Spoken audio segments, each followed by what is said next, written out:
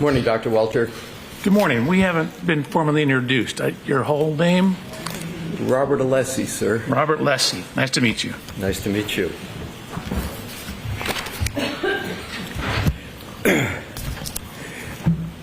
Dr. Welcher, the area in which you engage can also include, and I believe you used the term on direct, forensics, correct? Do you engage in any forensic activity in your profession? Yes, the general umbrella of you basically coming in, giving scientific evidence in court applies to forensics. So my main job is action reconstruction and biomechanics, and so that's what I do. Sometimes it doesn't involve court.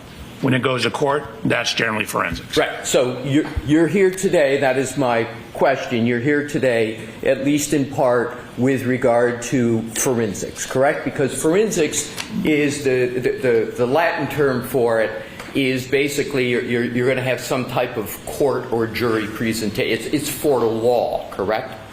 Would you agree with that? It's for law, forensics?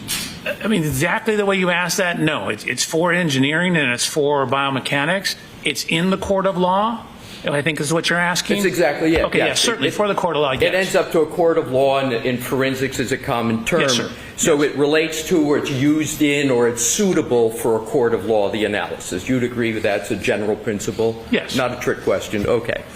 And so in forensics, what you're doing, among other things, is you're applying the scientific method and principles in here in a criminal matter, correct?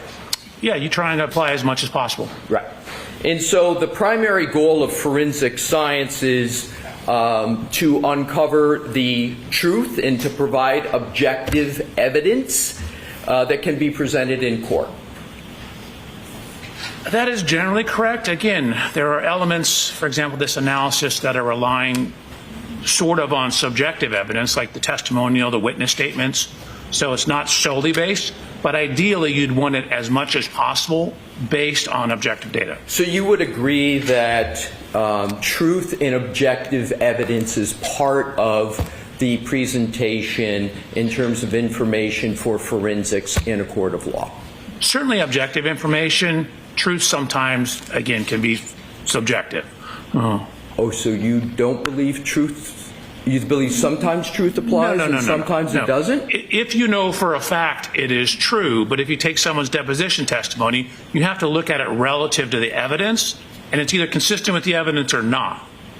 Okay, so now let's go to your direct examination that you just went through. Please. Hopefully this is fairly straightforward. You have testified to, and it's varied a bit, a reasonable degree of engineering certainty. Is that correct? Correct. You've also, have you used the word sometimes to reasonable degree of scientific certainty? I may have. Right. So I don't know. in terms of your role as a biomechanical engineer and accident reconstructionist, is it important to engage in a critical analysis of the data? Critical analysis? Yeah, I think it's important to have a critical analysis. You want to try and look at it from all sides, consider all possibilities. So it is therefore important to try to review the data as objectively as possible. You had mentioned sometimes subjectivity comes in, but I understand the goal is to try to look at it as objectively as possible, correct? Correct. Now, you stated with respect to your conclusions early on in your direct testimony and your analysis that you don't, and I think I've got it quoted, you don't have a dog in the fight. Is that what you said, sir? I did. And that you, quote, don't care, end quote, about the outcome. That's what you made a point of saying in the beginning, That correct? is 100% correct. Now, you simply follow the data. Is that correct? I try to do that. You try to do that. I'm not perfect. So Okay. I do my best. I believe I've done it here. Okay. So, in terms of you've agreed that you apply the scientific method, so I want to see if you're in agreement generally so the jury can understand what the scientific method is. Are you familiar with NIST? National Institute? Yes. Yeah. So would you agree with this definition of the scientific method? The systematic pursuit of knowledge involving the recognition and definition of a problem, the collection of data through observation and experimentation, analysis of the data, the formulation, evaluation, and testing of hypotheses, and where possible, the selection of a final hypothesis. Is that a general fair statement of the scientific method? So for forensics, you'd have to add in the testimonial evidence aspect of it. So those are testimonial, or things are in evidence. So frequently there's one or two versions, and you're trying to match which version is most consistent with the evidence. Okay, adding that to what I stated relative to NIST, you would agree that evaluation and testing of hypotheses, and where possible the selection of a final hypothesis, is the scientific method, correct? Generally, yes. Is it correct that a proper biomechanical injury analysis utilizes a sound scientific methodology that's been subjected to peer-reviewed and a publication that's been generally accepted in the engineering community? Well, I can't. So this, I've done my analysis here, biomechanical analysis. I can't submit this analysis to peer review. I'm not allowed to give this to people outside the court.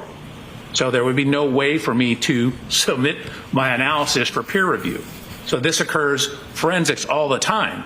The forensic analysis in court generally never goes under a peer review process.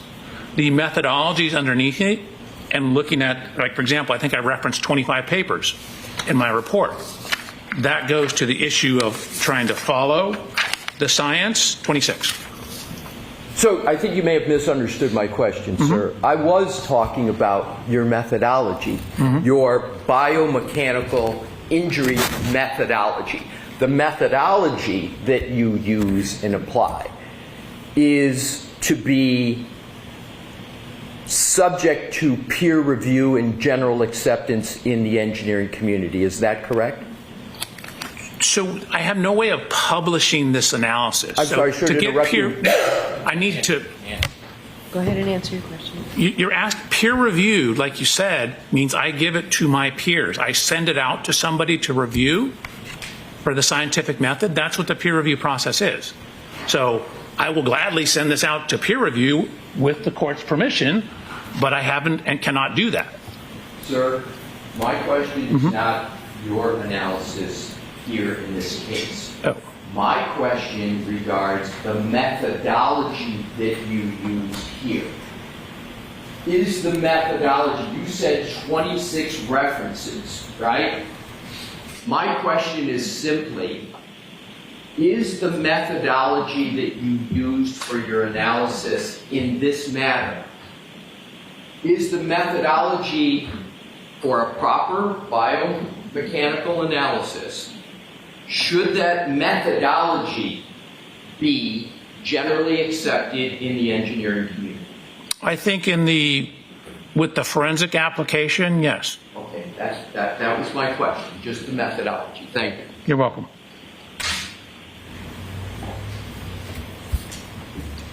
Now, the scientific method that you've used in this case, part of the use of scientific method, the purpose is to avoid what is called bias in the scientific method, right? Not cultural bias, but just bias in terms of the application of methodologies and principles. You would agree that's a pretty fundamental purpose of the scientific method, is to avoid biases?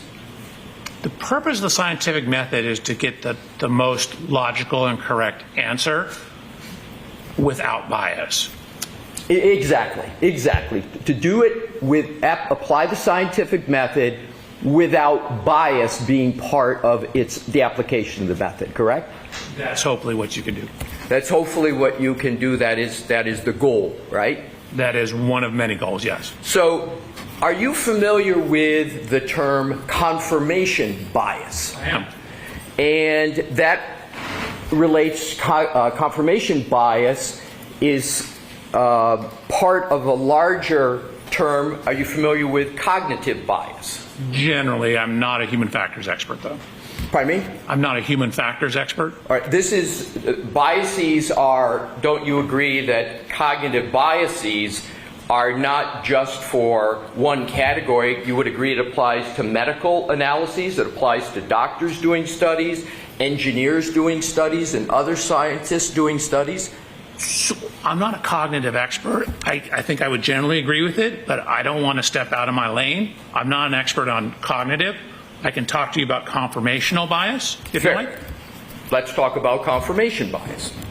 Now, confirmation bias is actually when someone selectively gathers and interprets evidence to confirm one or another's beliefs, as well as neglecting evidence that contradicts those beliefs. Is that a fair statement of confirmation bias? That is a statement. Yeah, it could be broader, but sure. But you would agree that that is generally correct, what Generally, confirmation bias is.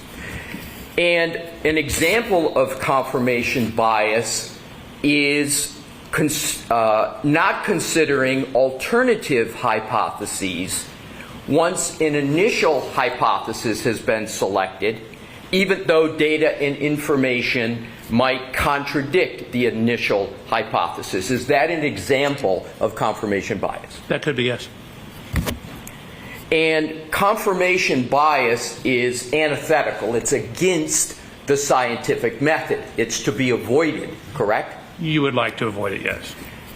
Are you familiar with the term failure analysis? Generally, you might need to define how you're using it for me. Sure. So is failure analysis the enablement of a scientific examination of an alleged incident by beginning at the undesired consequences? Is that a fair use of that phrase? I was thinking something different, like a piece of metal failing. I guess it could fall into that category. Okay. And would you agree that the first question, or one of the first questions that are to be asked by a biomechanical engineer when conducting an analysis of, say, an injury, is how did this happen? Is that one of the first few questions that you ask? No, that's usually the last question. Oh, so for you... So hold on a second. Okay, I'm sorry. Generally what you want to do is gather data. You want to know what injuries there are, what evidence there is, like for example on the vehicles, and then the very last thing you want to know or define is, given all that information, how did it happen? So that's the end. I think you may have misunderstood my question, sir. I wasn't talking about the method or the process. I was talking about when you get to answering questions, whenever that is in the process. Isn't one of the questions, and maybe one of the first questions, how did this happen? No, that's not one of the first questions. One of the first questions is, where's the damage? What are the injuries? What's the evidence? What black box or textstream data do we have? What physical evidence was at the scene? So that is certainly not one. It is a question, but that question is at or near the end. Isn't every one of the questions that you just mentioned part of the data gathering? Correct, but, Okay. but when you're gathering data, you're always asking yourself questions along the way, like, what is this? Where did it come from? But you would agree that for you at least some point, it's how did this happen, correct? Yes. And don't you ask that question to come up with hypotheses? I generally have many working hypotheses as I'm working on the case, and then as the evidence comes in, I'm applying that to my hypotheses and either accepting or rejecting the hypotheses based upon the factual information. Sir, how then is it just a matter of logic or a syllogism? If you don't ask the question, how did this happen, until the end, how do you then not get your hypotheses up front when, under the scientific method, you should be having different hypotheses up front. How is it that you ask the how did it happen at the end and not go through hypotheses in the beginning? Can you help me with that logic? Sure, I guess I misunderstood. Like I was trying to give you an answer to how it happened. So when you're answering how it happened, or you want to be able to answer that question, you want to make sure you've looked at the totality of the data, accepted, rejected, things as they came along, to be able to answer that final question, how did it happen? But along the way, like for example, a right eye laceration, you want to know how that happened, so you look for the evidence of how that may have happened. So you would agree then that questions of how it happened, formulating and identifying hypotheses, does and can happen toward the beginning of the analysis. It doesn't happen at the end all the time. Would you agree with that? So the ultimate question of how did it happen happens at the end. The questions about the elements of what occurred to make it happen, those occur at the beginning, middle, all along the way. You would agree that creating hypotheses occurs more toward the beginning than toward the end of the analysis. Is that correct? There are probably more hypotheses in the beginning, but I am continually forming, looking at hypotheses, either accepting or rejecting them upon the evidence. So you would agree that the creation of hypotheses does occur more toward the beginning of the analysis. You would agree with that? There are more towards the beginning. The process occurs throughout the whole investigation. Right. I'm asking about the hypotheses, sir. You would agree that the hypotheses occur more toward the beginning than the end, just the hypotheses. So I don't know if you and I are saying different things.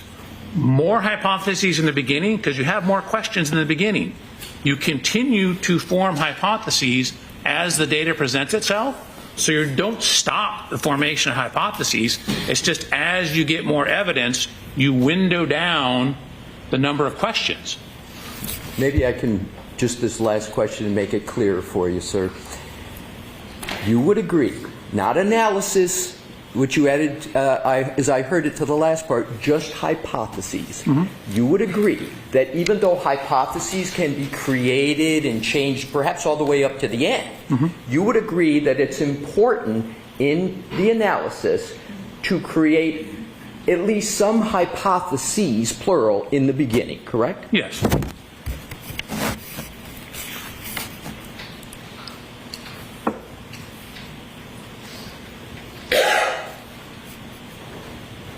And once you create these hypotheses, would you agree that those hypotheses should be tested?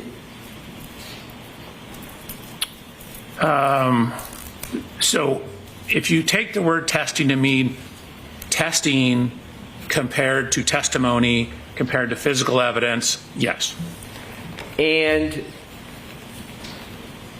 when you test those hypotheses, isn't it often the case that, particularly in your line of work, the one that most consistently produces the same injury will emerge as the mechanism of injury? I guess it depends on the scientific evidence behind it. Again, sometimes we get very unique injuries. So my question, sir, is this. Mm-hmm. Isn't it the case that when you have multiple hypotheses, the one that most, out of all of them, it's a relative thing, the one that most consistently produces the same injury emerges as the mechanism of injury? Is that a fair statement? I think generally, again, it's on a case-by-case basis. You have to look at the science and the facts of what you're basing it upon. I think as a general premise, what you're saying is accurate. Okay. But there's exceptions. Fair enough. But it's a general principle Sure. with some exceptions. That's a fair statement, correct? Yes, sir. We're going to have several topics, sir, and what I'm going to try to do to make it a little clear is I'm going to say when I'm switching topics. Oh, good. So what I'd like to do now is switch topics. Okay. You're aware that the Massachusetts State Police has troopers who specialize in accident reconstruction, correct? Yes. And there are troopers within the Massachusetts State Police Collision Analysis and Reconstruction section whose sole responsibility is to engage in accident reconstruction. Do you know that? I do not know that. Do you know that there are troopers within the Massachusetts State Police Collision Analysis and Reconstruction section who engage in accident reconstruction? Just based on what I've seen in this case. Right. Based upon what you've seen in the case, that's a fair statement. And I just know that those people are doing it. Are you familiar with a Massachusetts state trooper named Joseph Paul, P-A-U-L? Yes. And you Well, know... I'm familiar with his reports. I don't know the man. Okay. Familiar with Trooper Paul through his reports in this case, correct? Correct. And are you aware that he was assigned by lead investigator, former Trooper Michael Proctor, to be a constructionist in this case on January 29th of 2022, as evidenced by that report or those reports of Trooper Paul? Do you know that? Well, you put a lot of things in there. I know he issued a reconstruction report. I don't know who told him to do it. So the first party question, I don't know, but I did see a reconstruction report from him. You were retained, and so do you recall, is it the date, January 29th of 2022, is that a rough time period of him being assigned, or you don't know when he was assigned? I don't know. That might have been in his report, but I wouldn't have paid attention to when he received an assignment. Do you know when the date of the first report of Trooper Joseph Paul in this case? I can pull it up. I do not know off the top of my head. You know that the date of the incident in question is January 29th, 2022, correct? Correct.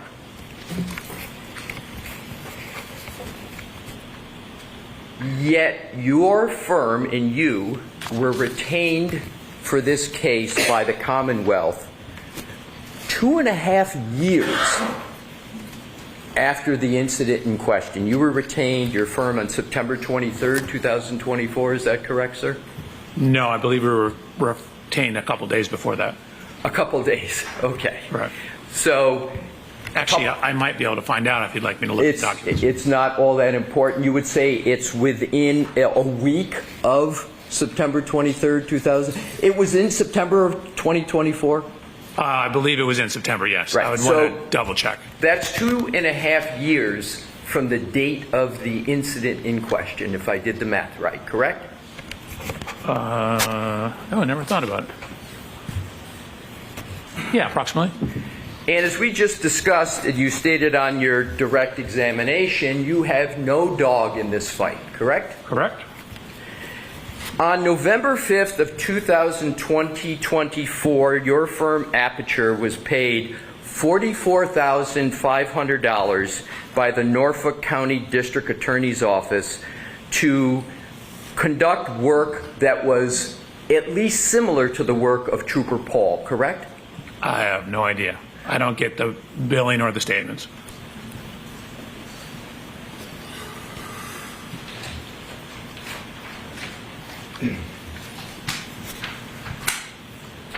Do you recall whether Aperture has, well, do you believe Aperture is working for free in this matter?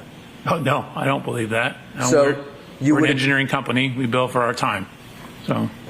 So you know that Aperture is getting paid for its work in this case, correct? We are billing for our analysis work. Well, you're not just billing, you're billing and getting paid, correct? So I have not seen any of the payments. I would assume that we're getting paid, but I don't know that. Sir, you are a senior vice president of Aperture, are you not? I am.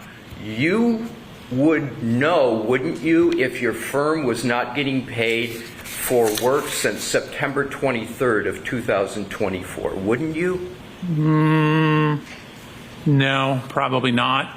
Usually it takes, 9, 10, 12 months of not getting paid before the accounting department reaches out to me. Exactly. So you've been on this for 2.5 years. So if it would take 9 months or 12 months, if you weren't getting paid, you would have been notified by that by now, correct? According to your own answer you just gave. I've not been on this case for 2.5 years. I'm sorry, sir. Let me go back to the question of payment. Hold on. You said I've been on this case for 2.5 years. I was retained in September 17th-ish of 2024. So that's, less than a year ago. Understood. I'm moving on to the next question because I want to move away from that discussion and just go right to the bill.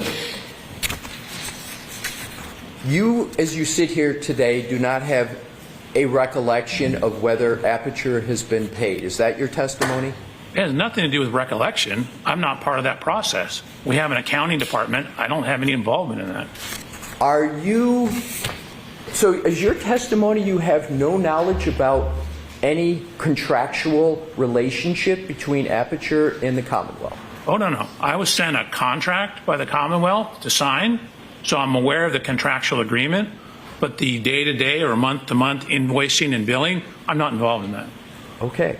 So you're aware there's a contract between Aperture and the Commonwealth. I signed it. And you signed it. And wasn't that contract obligating the Commonwealth to pay for the services of Aperture? Isn't that the purpose of the contract, in part?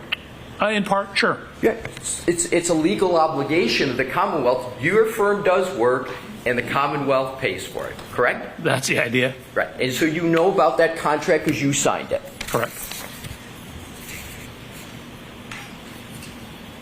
Also, you testified on direct that there was a purchase of a Lexus exemplar for your testing. Correct.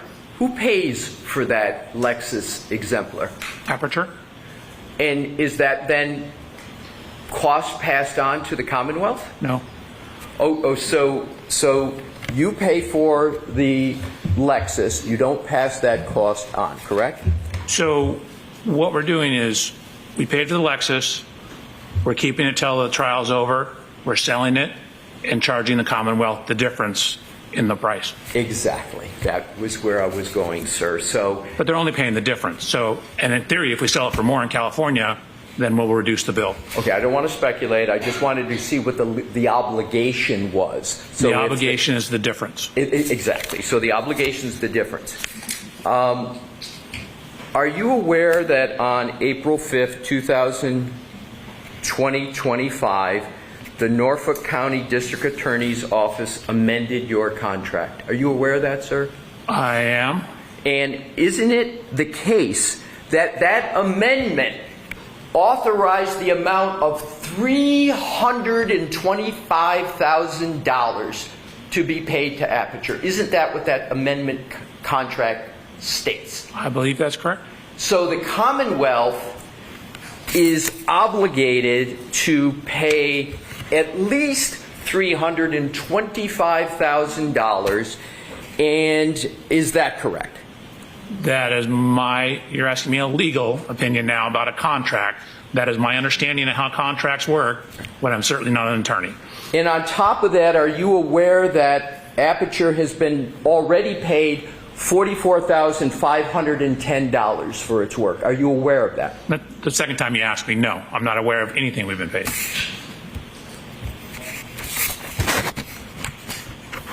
And as you stated yourself, those amounts reflect, as you say, less than 6 months worth of work?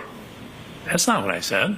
Well, no, my question is, you've been on the case, you said, since September of 2024, when we were talking about dates. You said that was about 6 months that your firm's been retained. Did I have your answer correct about how long you've been on it? I guess it's closer to 8 months. All right, so 8 months. So for 8 months, of work.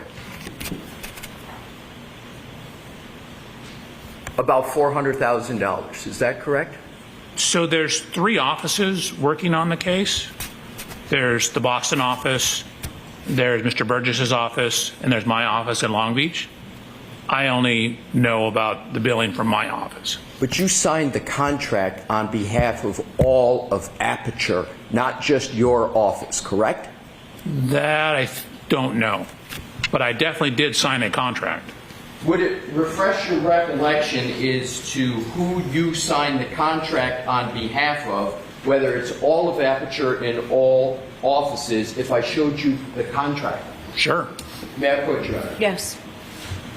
May I put you on it? Yes. Thank you. Sir, may I ask you? Yeah, could you direct me so we're not wasting time? Well, what I'd like to do, with the witness, Your Honor, is just ask the witness a question with regard to it. Why don't you just take a look at that, Dr. Burgess? Thank you, Your Honor.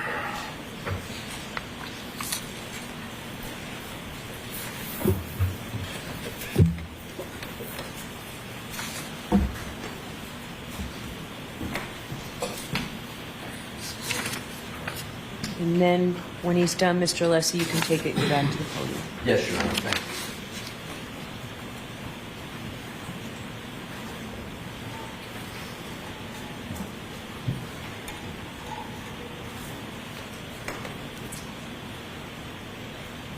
There you go.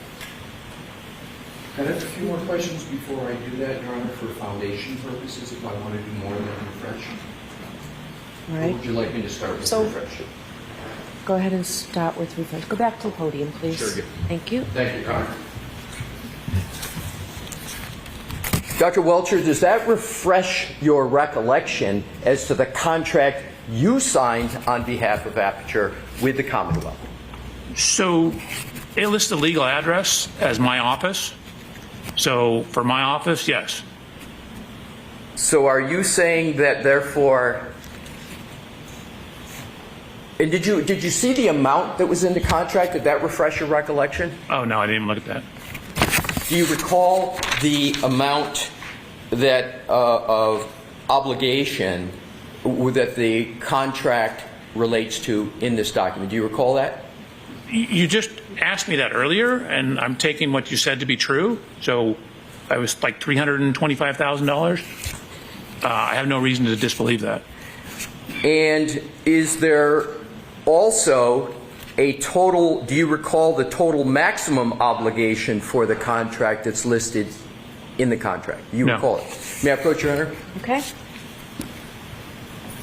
And Dr. Welcher, I am now going to, you asked me last time, I hope this is helpful. Please. You said please point to the applicable part so we can do it faster. I am now pointing to that part and see if you can just look at that and see whether this refreshes your recollection on the maximum obligation of the contract pursuant to this contract. Without saying what it is, just does it refresh your recollection? No, but I don't have any reason to believe it's not correct. And that is my signature on it. Right.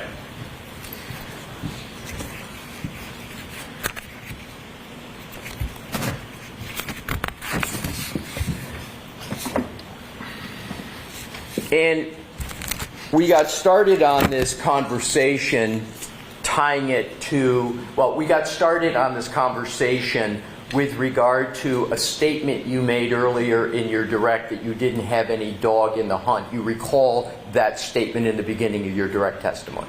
You misquoted me. I don't have any dog in the fight. You don't have any dog in the fight. Correct. Thank you. Now, switching topics. Okay. You submitted an updated PowerPoint presentation, the one that you went over on your direct examination. You created that presentation quite recently, correct, sir? The updated one was where I had redacted or taken out slides. So in terms of taking out slides, I did add one alternative path a couple weeks ago. Okay, my question, sir, is this. The updated presentation, we'll get to the changes later, but the updated presentation, you created just how many days ago? I'm going to say weeks ago. Weeks? 2 weeks? I don't actually know without looking at the documents. Well, was it more than 3 weeks ago that you created it? I still don't know without looking at the documents. Do you know when the trial started in this matter, sir? I do not. Assume the trial started approximately April 22nd of 2024. Okay. Did you create your updated presentation before or after April 22nd of 2024? I don't know.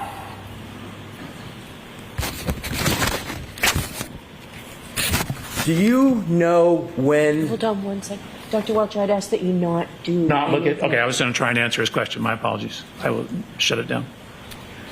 Thank you. You're welcome. If I may, Your Honor, Yes. continue. Are you able to determine when you created the updated presentation? I think so. That's what I was attempting to Your do. Honor, may he do that? Yes, I'm going to see Counsel at sidebar while you pull that up, Thank you, Your please.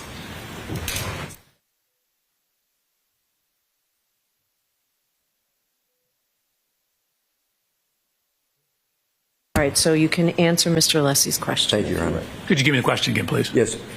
When did you create the updated presentation that you reviewed in your direct testimony?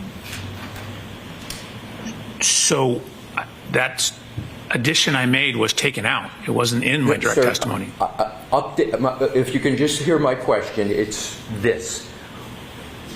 The version of the presentation that you put on the screen, when did you create that version? I'm just looking for a date. So to answer your question about the version on the screen, I created that yesterday when the judge asked me to take off some of the headers.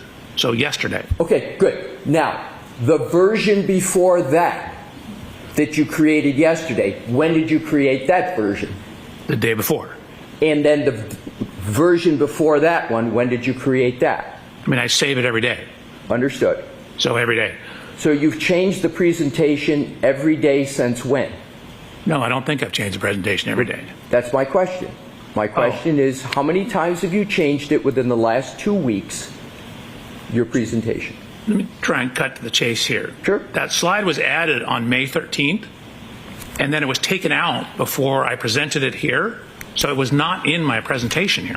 Right. So thank you for that answer. So You're here's welcome. the question. Your first version, as I understand it, of the slide presentation was January 30th, 2025. Is that correct? Correct. When was the next time after January 30th, 2025 that you changed that presentation? May 13th. Assuming the trial started April 22nd of 2025, you changed your PowerPoint presentation during this trial, correct? Correct. And how many times did you change your presentation after April 22nd of 2025? Well, the last time I changed it was like 10 minutes ago. So in response to various discussions, I've been making continuous changes to it. I want to make sure you finish your answer so I didn't interrupt. No, I'm not sure how much granularity you want to that answer. Right. So you created on January 30th, 2025. You made your 13th. pardon me? Oh, the original one. Sorry, Yeah. January 30th, modified May 13th. Right. If I could finish my question, and I might be able to shortcut this. Thank you. So you created the original one on January 30th, 2025. You made your first amendment May 13th of 2025. And then before you sat for your testimony, which was yesterday, correct? That was the first time you sat for your testimony. That is correct.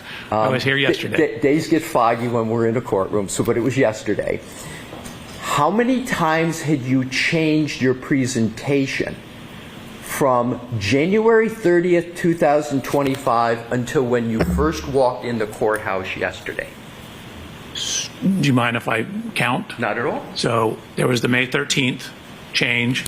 Half of that was in response to objections from the defense. I had to add all the paths to where everything was. Then when I got out here, Mr. Brandon asked me to take out references to evidence about statements that I was not allowed to present. So that would have been within the last 3 days. And then I've modified it a couple times today based on rulings from the judge. Okay, let's break that down.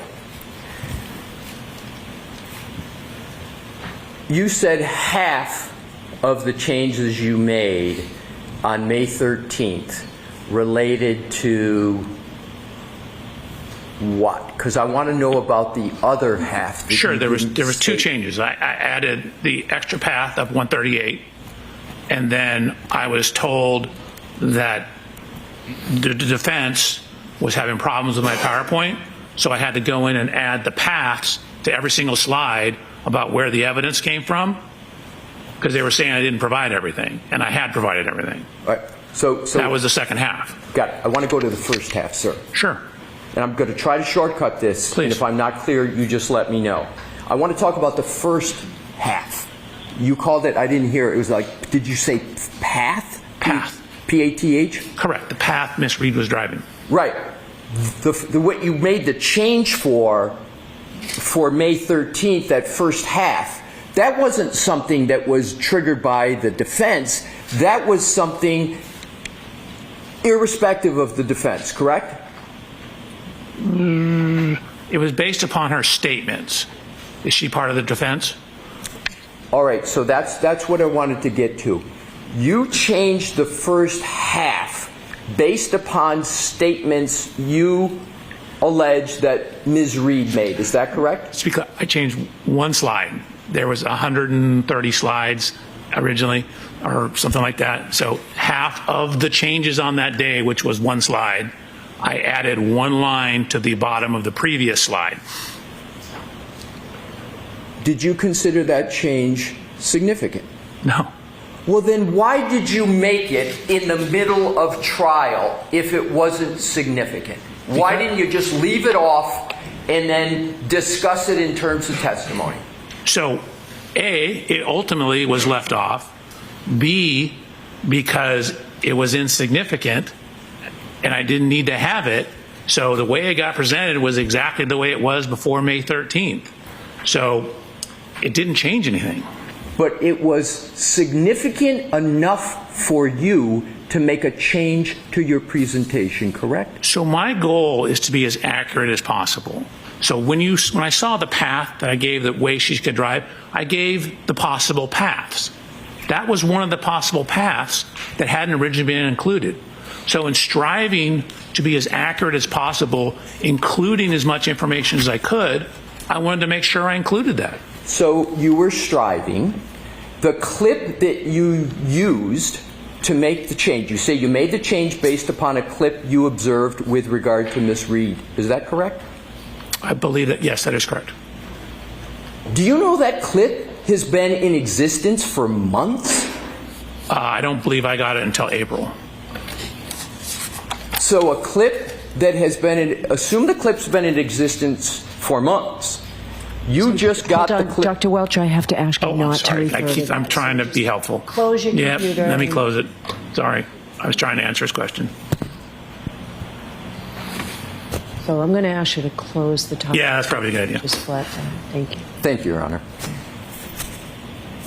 So assume the clip that you said was the basis for changing your PowerPoint on May 13th after the trial started had been in existence for months. You just got that clip, you say, in April? I believe so, yes. What was tell me the circumstances by which you got the clip. Did you ask for it? I was told there was a new interview. Okay. Who initiated the conversation about the new interview? I don't know if it was Mr. Brandon. It was someone associated with the prosecution? Yes, I wouldn't have known about it. Exactly. So somebody affirmatively communicated with you when about this clip?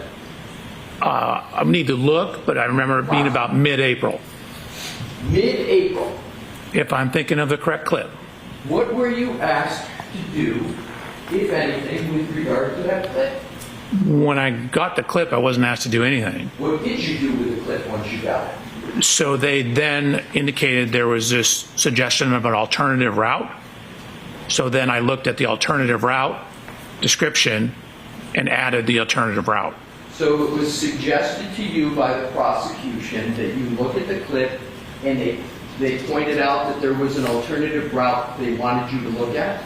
So I took it to be, we have additional evidence. Please look at the additional evidence and add it to your analysis.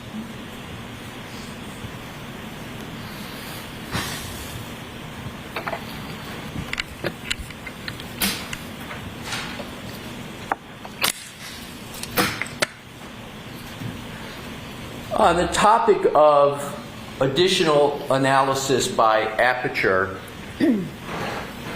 while this trial is going on, are you aware of Mr. Burgess submitting a report dated May 8th of 2025 in this case? Yes, I received that report on May 8th. Right. And so you were aware of the creation of that report on May 8th because you got a copy of it, right? Correct.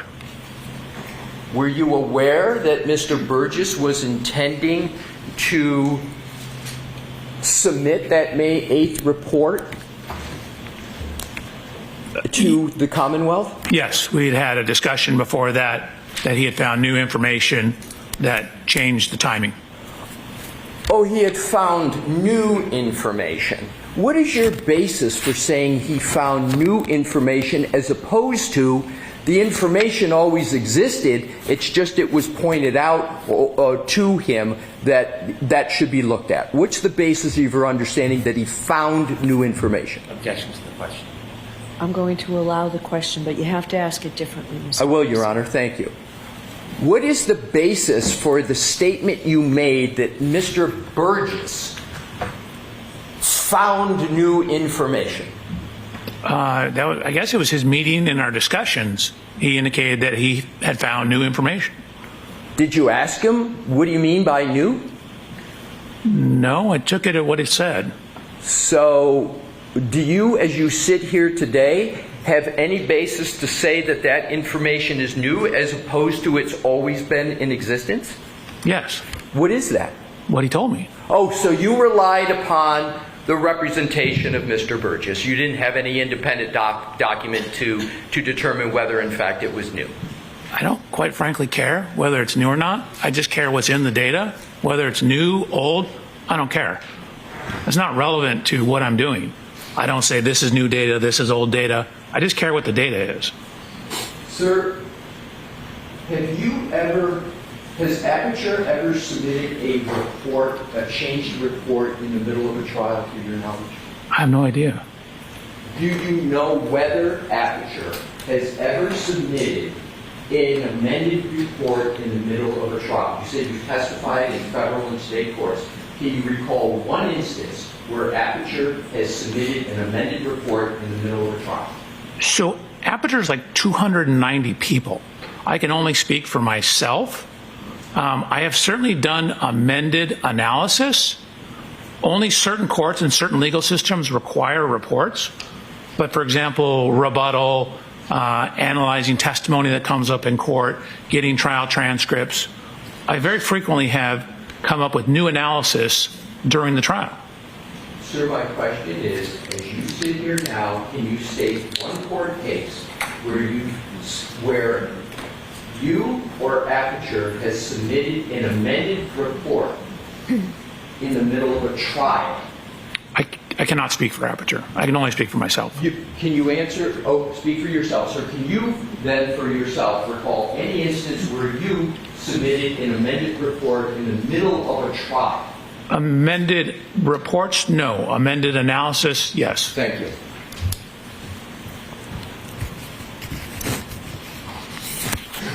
You're welcome. Mr. Lessie, is this a good time for a break or 5 more minutes? It's a good time, Your Honor. Okay. Dr. Welcher was just using, at least my observation, his computer. He still has monitors on his desk. Could we have all that removed, Your Honor? It was closed. Yes. Would he open? So did you just turn it off? No, but I will. I closed it.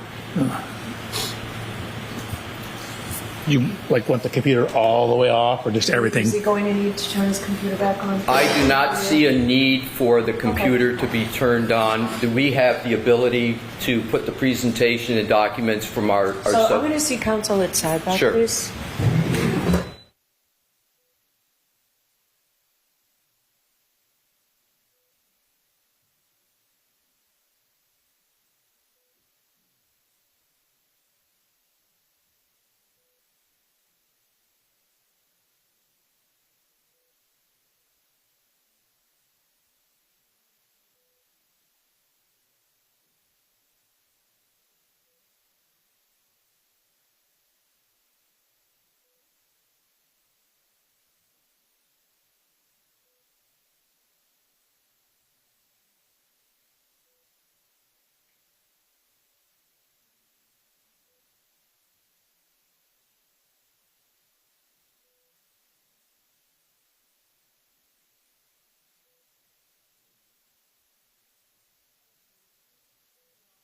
Lunch break, I'll ask you to remove those monitors, okay? I'm sorry?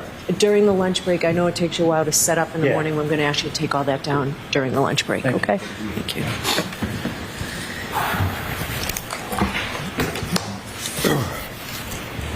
May I, Your Honor? Yes. Thank you. Dr. Welcher, we left talking about the amendments you made to your PowerPoint presentation. And in terms of the amendments, are you aware that the defense counsel received your amended PowerPoint presentation at 3 p.m. on Memorial Day? Are you aware of that? No.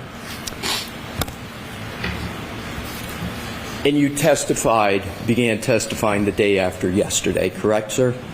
Day after Memorial Day? I testified yesterday. Yes.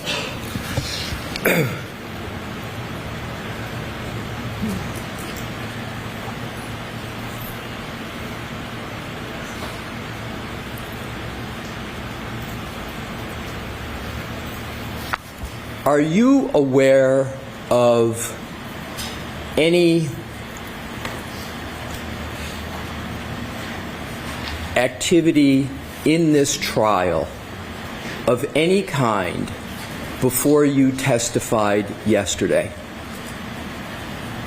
Again, as I mentioned, I've been getting random emails, and then I've been seeing it pop up on my news feeds as well.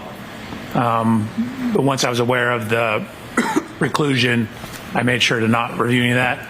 But as recently as last night, I got an email that said biomechanical engineering job, or like applying for a job, and I opened it up and it was some internet troll. Sure. I'm asking about emails from the prosecution. Oh, no, there's been no emails about what's been going on. I mean, there's been scheduling, when am I going to come, things like that. How then was it determined that you were going to be able to amend your power presentation if you weren't communicating with the prosecution? I mean, they asked me about the witness statement of 138 right around May 13th. How did they ask you about that, sir? I don't recall if it was a Zoom meeting, a phone call. So there was a communication with the prosecution. Might have been by Zoom, might have been by another method, but there were communications while this trial is going on relative to you amending your PowerPoint that ended up with an amended PowerPoint on May 13th. Do I have that correct? I believe so.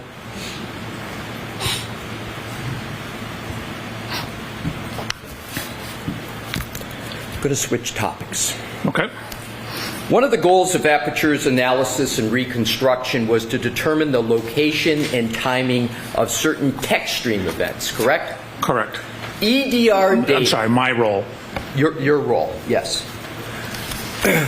EDR, and just for clarification, EDR is Event Data Recorder, correct? Correct. So I'm going to refer to that, as you have before, as EDR, Event Data Recorder. Sounds good. EDR data does not show the location associated with a text stream event, correct? In this particular vehicle, it does not. And the EDR data for this particular vehicle, namely the Lexus SUV, also does not provide the time associated with a text stream event, correct? Not at the time of this event. So the answer is no, correct? That is not correct. So let me ask the question slightly different way. The EDR data does not provide the time. The EDR data for the Lexus SUV that you've been talking about does not provide the time associated with a text stream event, correct? That is correct. Instead, every text stream event is associated with a particular key cycle on the vehicle, right? Correct. There can be multiple text stream events in a single key cycle, right? Correct. And every time you start the car, this one you push the button, that's a new key cycle, right? That will cause a key cycle. And the EDR data indicates the number of seconds into the key cycle that the particular event occurred, correct? The EDR data, no. So EDR data gives you no information about the number of seconds into the key cycle that a particular event occurred. You're confusing EDR data and text stream. I'm not, sir, I'm just asking a question. So if it's yes or no, I'm fine with that. EDR data will, depending on the vehicle, sometimes it has information about GPS date and time. Sometimes it has ignition cycles, which are a little bit different than key cycles, which is why you frequently have different ignition cycles versus key cycles in EDRs compared to text stream. So let me ask it a different way. Okay. The text stream data indicates the number of seconds into the key cycle that a particular event occurs. Yes. Is that correct? That is correct. In order to properly determine the location and the timing of a text stream event, it's important that you correctly identify the trip that is associated with a particular key cycle, correct?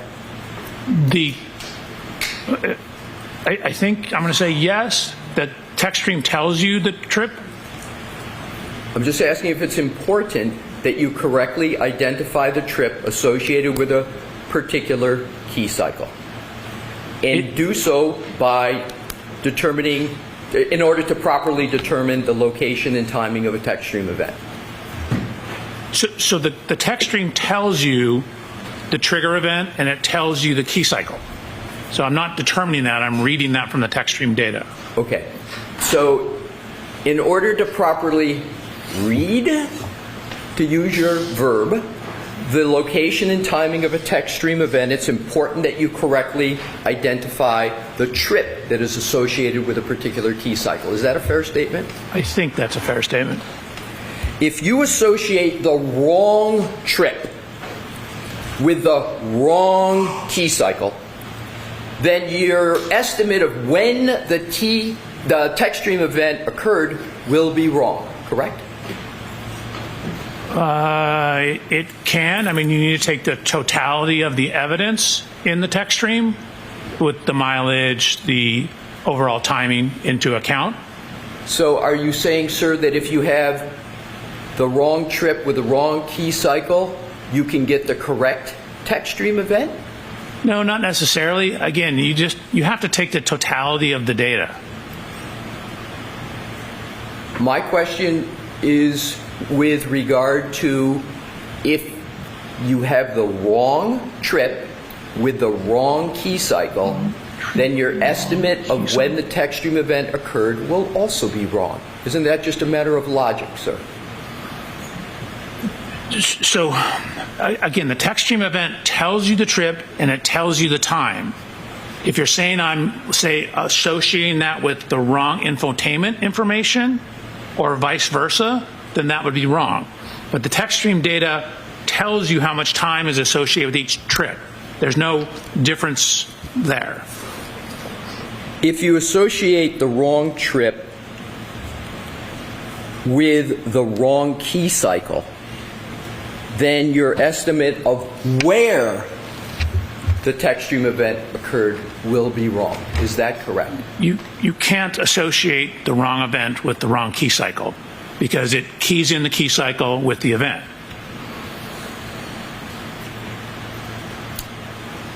Let me try it a different way. Your analysis, or anyone's analysis, in conclusions regarding the timing and the location of the text stream data are only as good as your ability to correctly associate a key cycle with a particular event. Is that an accurate statement? No. Again, you need to take the totality of the data. So that is one element. You need to look, for example, at the mileage. You need to look at the timing of the events. So this is considered a tool in the analysis process. You need to look at the totality of data to see how it matches up with the physical evidence. So are you saying that you can have an incorrect key cycle with a particular trip, but you can still get accurate timing and location of text stream data? So again, you don't get incorrect key cycle with the trip. The trip and the key cycle are coded in by the text stream. If you are attributing an event to the wrong trip, which has a fixed key cycle, that could be a problem. Exactly. So if we could go, if Your Honor, if we could publish a slide, please, that is in evidence. Okay. Thank you. What are we looking at? Pardon me? What slide number? I've got slide 9. Mr. Wolk, yes, I've got the correct one. Thank you, Your Honor. So I'm going to use the acronym VCH that you've used on your, do you recall using the acronym VCH on your direct testimony? Yes, sir. And VCH stands for Vehicle Control History, correct? Correct. You viewed the vehicle control history on September 23rd of 2024, correct? In addition to the PCS data. You viewed the vehicle control history on September 23rd, 2024. Yes? That is yes. You took photographs of the vehicle control history, including key cycle 1167? Correct. And in this screenshot, we can see 4 text stream events that are... Actually, can you zoom in on the key cycle? Oh, sure.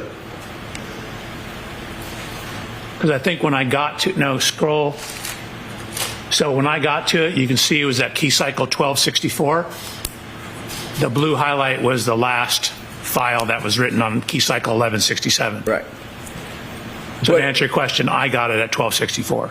So if we can go back so we can see the 4 text stream events, I just want to reestablish the foundation here. In this screenshot, we can see 4 text stream events that are associated with key cycle 1167, correct? Correct. But isn't it true, Dr. Welcher, that there were actually 10 text stream events associated with just that one key cycle 1167? Correct. I gave you the original files. Right. So you are aware that the Commonwealth had maintained up into your firm's engagement that... Are you saying there's no basis for the question? They're saying. All right, I'm going to allow the question and I'll hear it. You are aware that the Commonwealth has maintained up until your engagement in September of 2024 that all text stream events associated with key cycles 1164, 1165, and 1167 occurred while the Lexus was in the custody of the Massachusetts State Police at the Canton Police Department. Okay. So the objection sustained. You need a foundation, Mr. Lessie. Sir, as part of your work in your review of the many documents that you referenced on your direct examination, did you review the textstream events associated with the Lexus SUV? I reviewed the one I downloaded. Pardon me? I reviewed the one I downloaded. Right. And did that, what you download, include key cycles 1164? Did it include that? It did. Did it include 1165? It did. And did it include 1167? It did. It did not include 1166. I didn't mention 1166, sir. I only mentioned 1164, 1165, and 1167. I purposefully skipped because I didn't understand you had reviewed it. So here's my question. You therefore, based upon the fact that you reviewed them, and you said it's important to understand timing, etc. That's very important in your forensic analysis, correct? Yes, sir. So let's go to the timing question, and you understand where the Lexus has been at various points in time. You testified to that in direct, whether it was at the Canton Police Department, whether it was being towed, correct? In addition to having Mr. Burgess' analysis of the data. In addition to Mr. Burgess' analysis, so in that analysis contained locations of where the Lexus had been. It contained where it had been, and also include date and time, when it was turned on, when it was turned off. Exactly. So not only did you have all the locations, you had dates and times associated with the location where the SUV, the Lexus SUV, had been, correct? Correct. Now to the question. Based upon that review, that knowledge, that understanding, those bases, you're aware, and you've reviewed, by the way, Trooper Paul's reports, correct? I have. There were two reports of Trooper Paul. There was his original CARS report and then a supplemental report that were listed in the documents you reviewed. Do you recall that? I don't recall that, but I'll take your word for it. I don't want you to have to take my word. Do you recall, sir, No, I don't. Do you recall that there was a report of Trooper Paul? Yes. Okay, and you read that report, I assume, sir? I did. And it would be important for you to read that report and read it carefully because it addressed the subject matter that you were addressing, correct? No. I did my own independent analysis.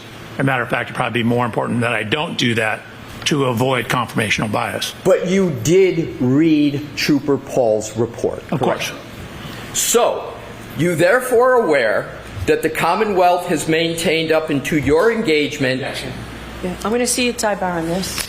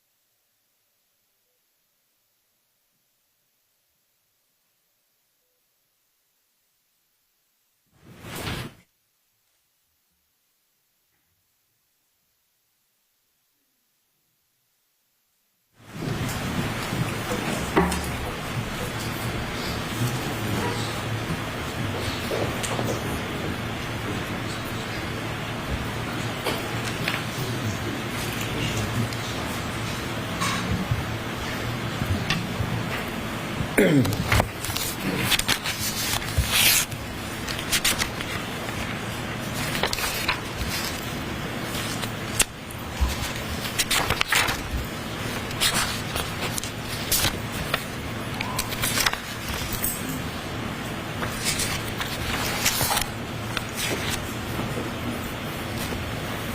I, Your Honor? Yes. Thank you.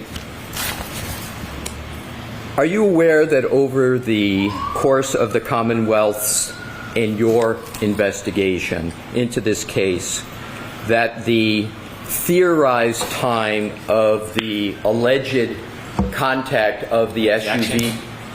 So there's two words, just strike theorized time. Okay. Thank you, Your Honor. Are you aware that over the course of the Commonwealth's investigation and your... Hold on, Mr. Leslie. The court reporter can't hear you. Thank you. I will. Thank you. I'll object again to the question that's coming. Can I Go begin ahead my and question? ask an appropriate question, Mr. Welcher. Sure.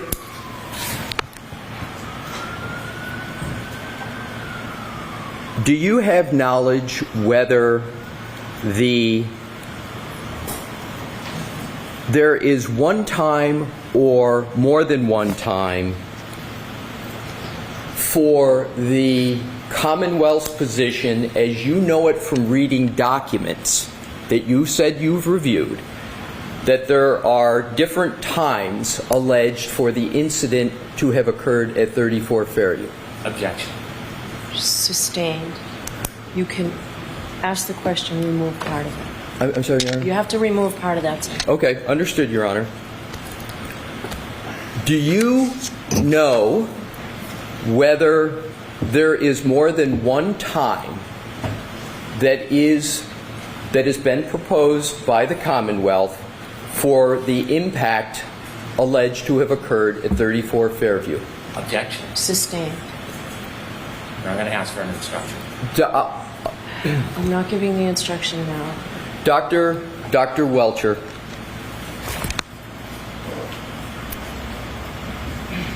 in terms of the analyses that you have reviewed in this case, is there one time that you understand there to be for a hypothesis for the time of the impact at 34 Fairview? Objection. I'm going to see you again, folks. I'm sorry about that.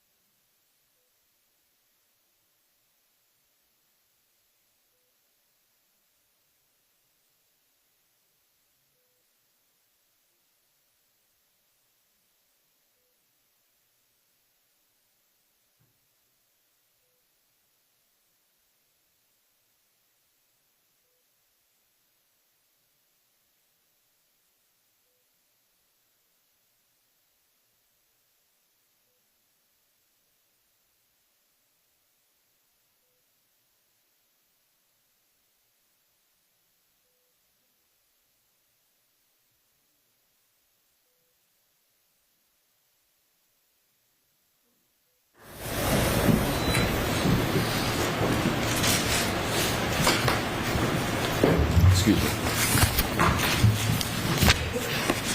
What number was it? 37.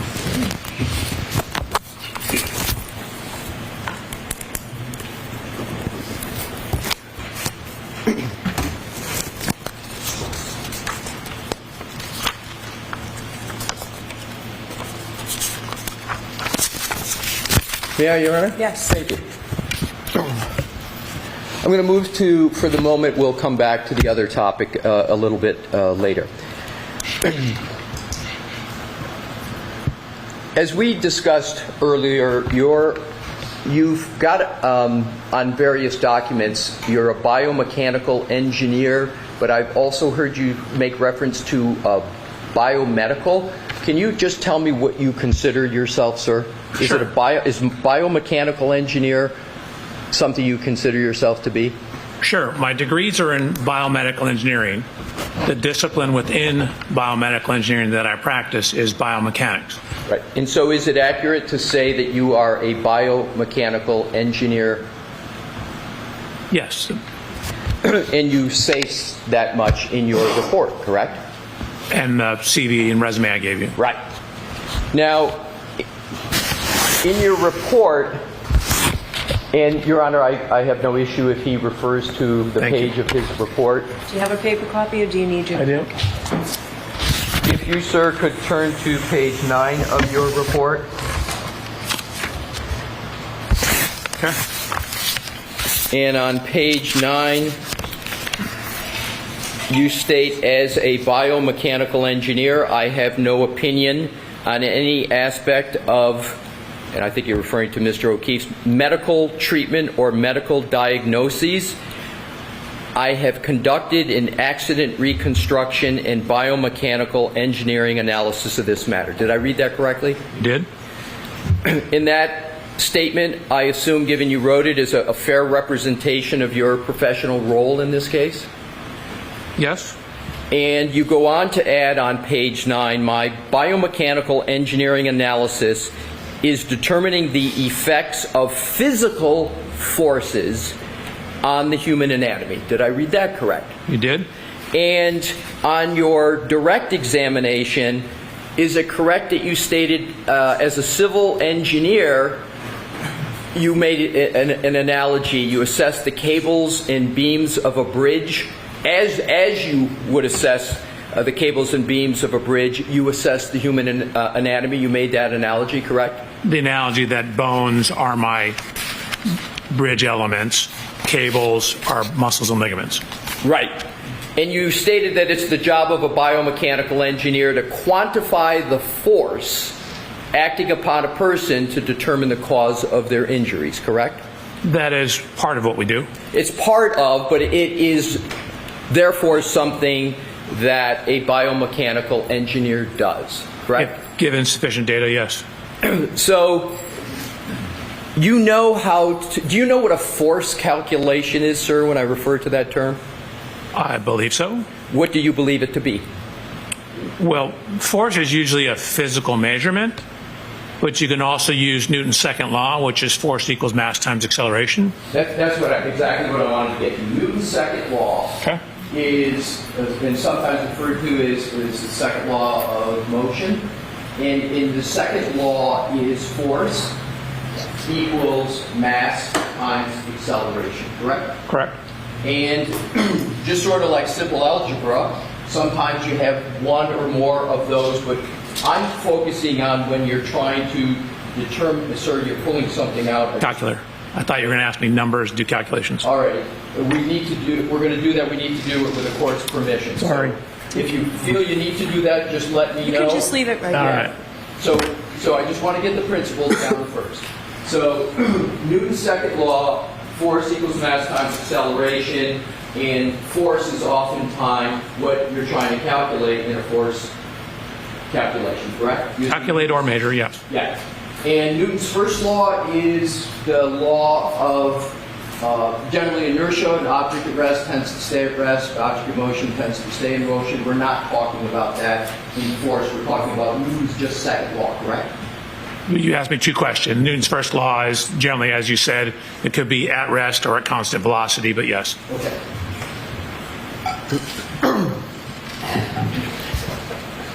And that Newton's second law is generally just a mathematical calculation, correct?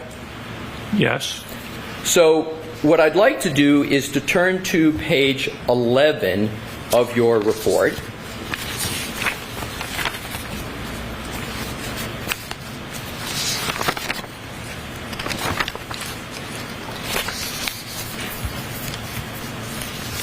And on page 11, you discuss the force calculation in conjunction with the part of your report where you discuss your experiment where you dropped a test dummy backwards, correct? Correct. You determined that a fall of 69 inches, at that fall, Mr. O'Keefe's head would have accelerated with 458 G's of force? That's what we actually measured Right. in the test. And can you tell the jury what is meant by G's? So G's is a measure of acceleration. If you usually acceleration is measured in feet per second squared. If you divide it by 1 G, which is 32.174 feet per second squared, that gives it to you in G's.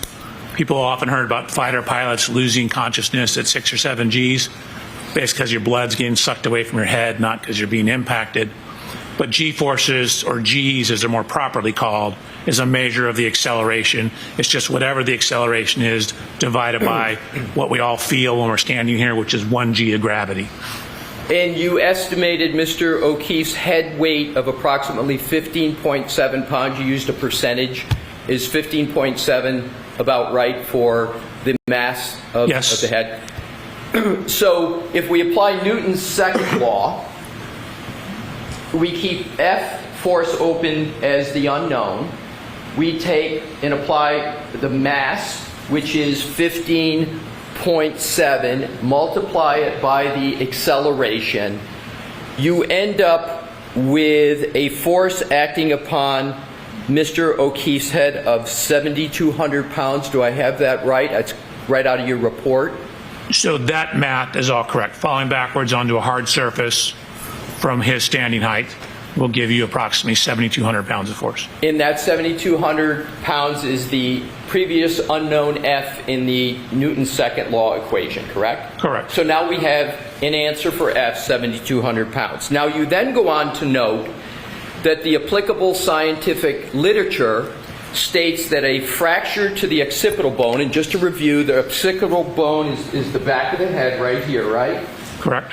So you then, as I understand it, you go to the scientific literature and you concluded that a fracture to the occipital bone can occur with an average force of 1,634 pounds from a fall distance of 40 inches, correct? I'm sorry? How many inches? 40.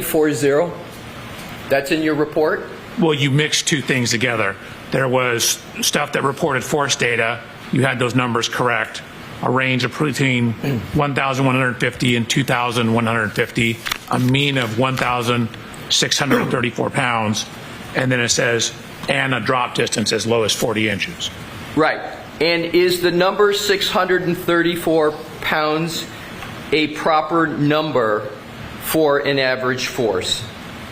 Did you say 1,634 pounds? 1,634. Yes. Okay. So what I want to do is see if this is correct. So if you can get a fracture of the occipital bone in an average force of 634 pounds. No. 1,634. I thought that's what I said. If I did, I missed. Oh, I'm sorry. I just heard 634. No, 1,634. My apologies. And you compare that to the 7,200 pounds of force that you calculated, surely you're going to have a fracture of the occipital bones through that calculation in that comparison, correct? Correct. Falling on a hard surface can definitely fracture your skull. So I'm not getting at the manner. I'm just applying the Newton's second law. Newton's second law doesn't look at manner, does it? It just looks at force equals mass times acceleration. Newton's second law doesn't look at the surface, does it? So it's a function of the surface. The A value is a function of the surface you hit. So you're saying acceleration depends upon the surface? Yes, of course. Okay, all right. For an impact, it does. Now, let's go to the study you cited. Injuries to pedestrians in real accidents in their relation to collision and car characteristics. That's in your report, correct? What reference number? May I, Your Honor, grab the report? Yes. Thank you. If you can, it's in your report, sir. If you can find it, I'll do it in parallel with you.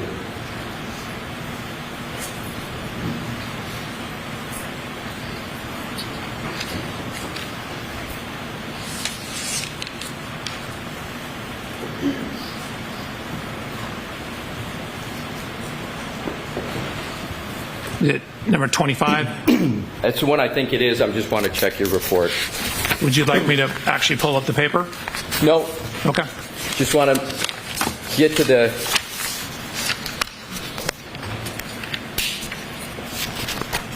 That's it, number 25. We're talking about the same one. Now, isn't it true that this study states that head injuries are the most common injury type for motor vehicle collisions, constituting more than 61% of all injuries sustained from motor vehicle collisions? Or could the witness see the document that's being referred to? Do you have your report in front of you? I have my report, but reference 25 is not in the section he's referring to. Why don't you show it to him, Mr. Leslie? I do not have with me a copy of the report he cites in his reference. He did...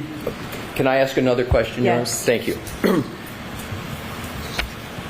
Dr. Welcher, on your direct testimony, did you not discuss the percentage of pedestrian injuries and relate it to heads? Did you not, on your direct, talk about percentages of injuries that are head injuries in impacts of pedestrians with cars? Yes, I did. Okay, so you came up with a number. What I'm trying to do is to compare that number to the number in the study that you cite. If you don't remember, that's okay. We'll just move to the next question. Can I go to my slide? Whatever you can use to determine what was the percentage that's in the study that you cite in footnote 25 of your report. Sure. That was also from my presentation that I gave. It's 61.5 for all injuries, 12.7 for fatal injuries. Thank you. So I'll repeat my question, and then we'll get it in logic. So that study states that head injuries are the most common injury type from motor vehicle collisions, constituting slightly more than 61% of all injuries sustained from motor vehicle collisions, correct? That number is correct. You're quoting a sentence. I would want to pull the paper up, but the number is correct. Okay. So doesn't this article also state that of all head injuries sustained by motor vehicle collisions, only 12.7 of them are fatal? That does, yes. Did you mention that only 12.7 are fatal on your direct examination? It's circled with a red box on my slide. Did you mention that on your testimony on I direct? thought I did. This article was published back in 1979, correct? I believe that's correct. It's 46 years old, therefore, if I did the math correct, right? That sounds correct. Are you aware that given advancements in science since 1979, advancements in medicine, advancements in technology, the currently understood most common injuries as a result of pedestrian motor vehicle collisions are injuries to the lower extremities? I'd have to see the study. It wouldn't surprise me. Car technology, especially, for example, with pedestrian safety systems, has caused autonomous braking. So you're getting fewer higher severity crashes, which results in a higher propensity for lower extremity injuries. It's the higher extremity crash that causes the head to either slap into the hood or the window and or bounce off, to where if you get the lower severity crashes, you can still maintain a standing posture. So it wouldn't surprise me if that's accurate. So you would agree that as of January 2022, the most common injury as a result of a pedestrian motor vehicle collision is one to lower extremities? No, I wouldn't necessarily agree with that date. And again, you have to look at frontals versus rears. So you contest that the most commonly understood injury as a result of a pedestrian motor vehicle collision is injuries to lower extremities? Hey, objects without a source. I'll allow the question. So I'd want to see the data. Again, most cars, for example, this Lexus, has a pre-collision system in it that will start to apply the brakes if it senses a pedestrian at the front of the car. And so for frontal collisions, it's transitioning, taking what were head injuries, because they're more severe, higher speed crashes, making them lower speed crashes and shifting the injuries to the lower extremities. Just like airbags shifted the head injuries away from the severe ones, and we started getting more or higher ankle and lower leg injuries. So the change in the technology, but for backing, that may not be the case because you have different geometry on the vehicles and you have different safety systems. I'll try it a different way. Do you have knowledge, as you sit here today, whether the most common injury from a motor vehicle accident is to the lower extremities? I'd have to look at the literature. I have the article I gave you. So the answer is you don't know the answer to that question. Is that correct, sir? I don't know it off the top of my head. All right. Newton's second law analysis that we went through, force equals mass times acceleration, where we came up with the 7,200 number. You didn't discuss that calculation on your direct examination, did you? I don't think so. We didn't discuss a whole bunch of those things that were that wasn't necessarily an opinion, that was a sub-opinion or basis for my opinion. You didn't discuss that Newton law calculation on your direct examination, did you, sir? So in a way I did, because I said my drop testing shows that you can do this.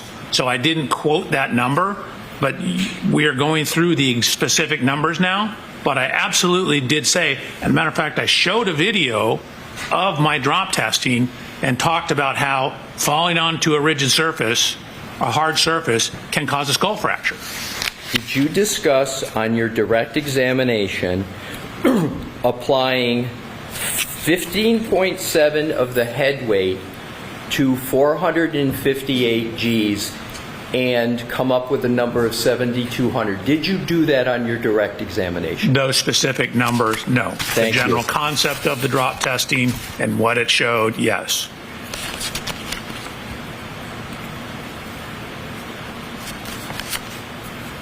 So instead of that calculation, you referred to a flow chart comparing injury characteristics of flaws versus blows. Do you recall doing that on your direct? So you asked me two questions. You said instead of, so that's no, it's not instead of. They're two completely different topics.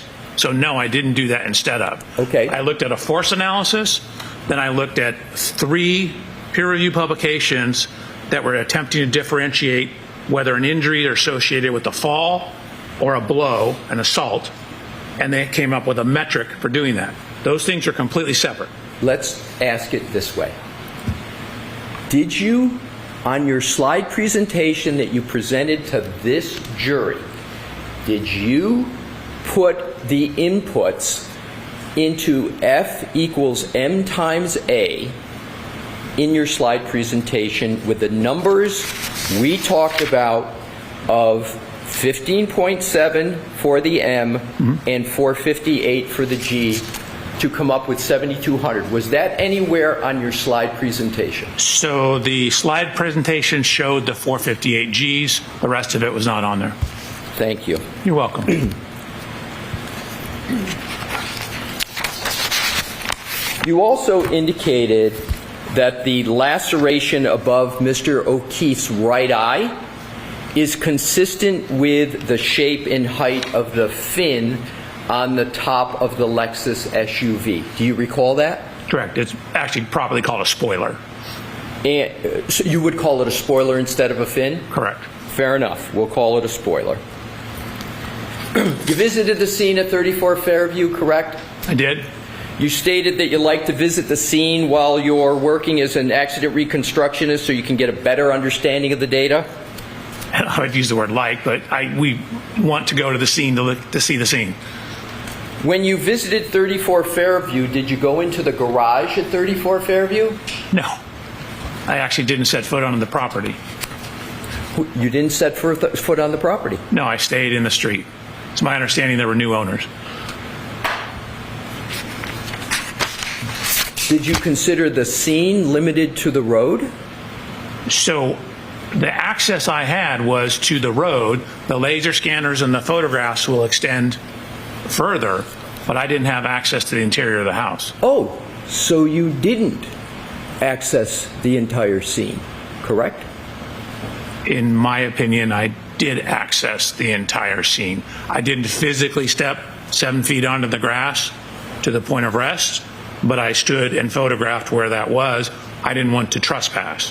Where did you understand the body of Mr. O'Keefe was located?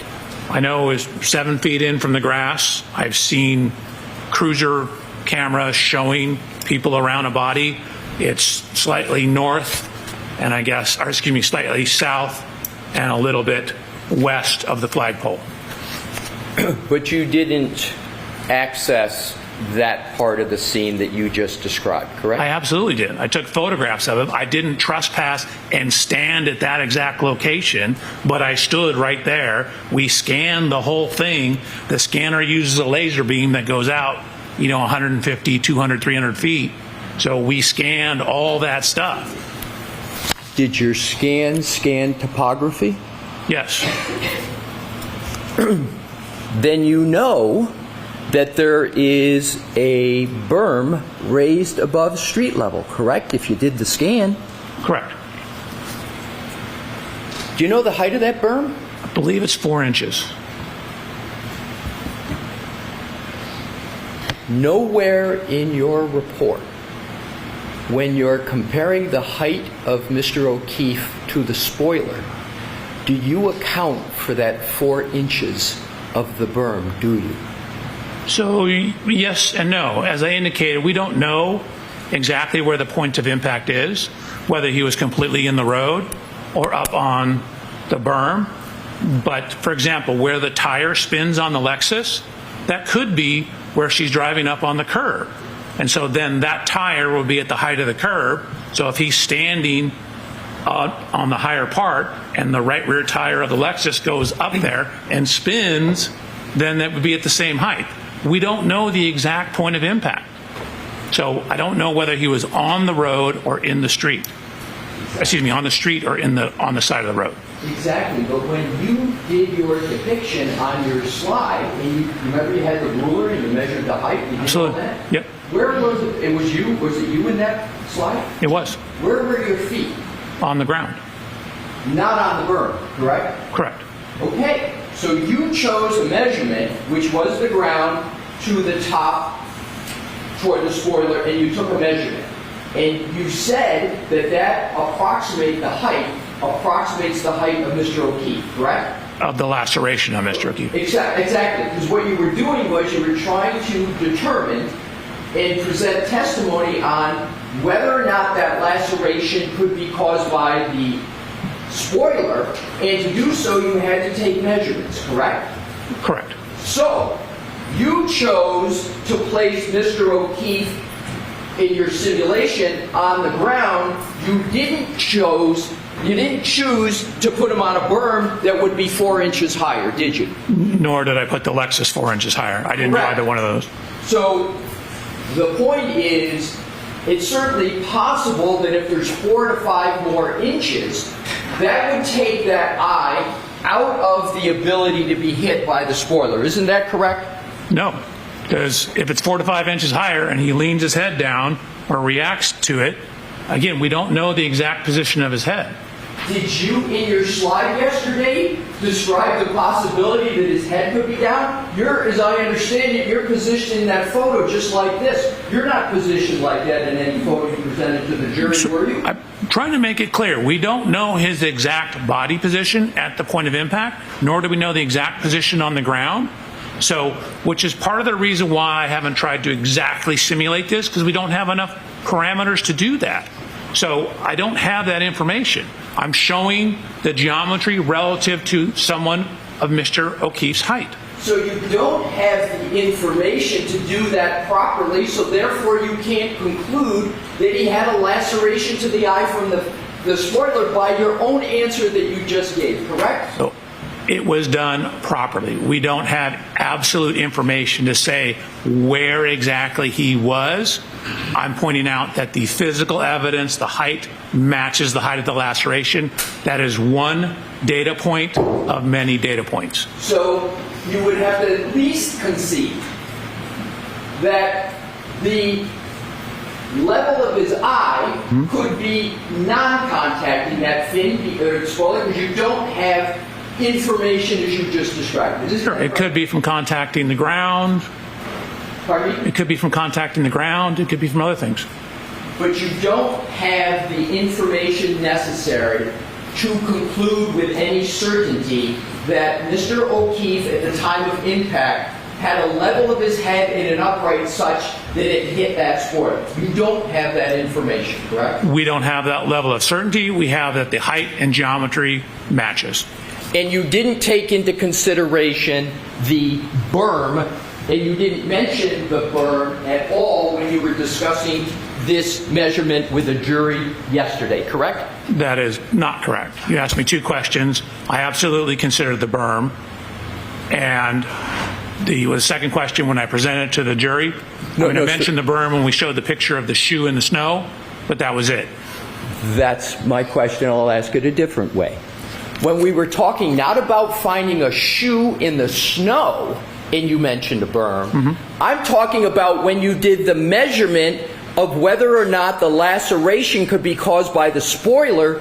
You didn't mention accounting for berm height when you discussed that measurement with the jury, did you? That is correct.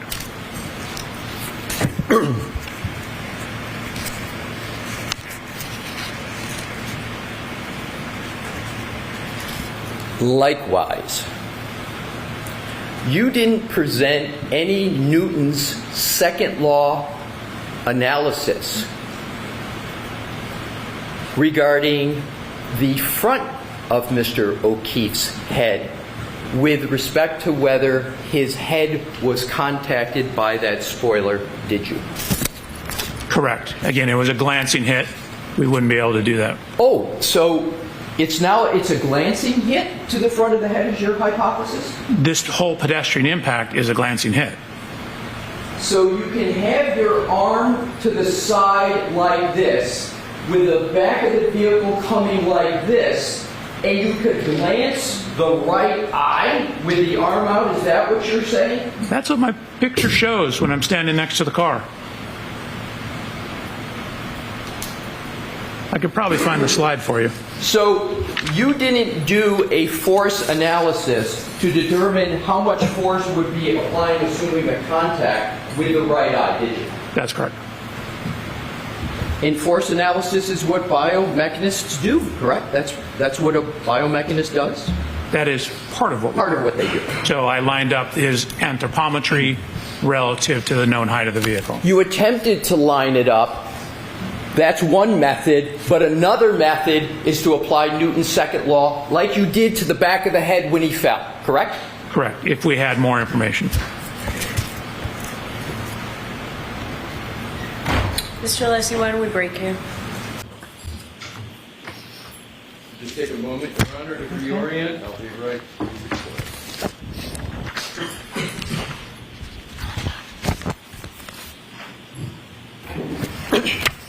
Good afternoon, Dr. Welcher. Good afternoon. Nice to see you again. Same. We had left off talking about some examples of Newton's second law and the application of it in the parlance of force equals mass times acceleration. And I now want to continue on with that discussion. It is correct that you can conduct a force analysis on any part of the body, correct? I mean, it's more difficult on internal with live people.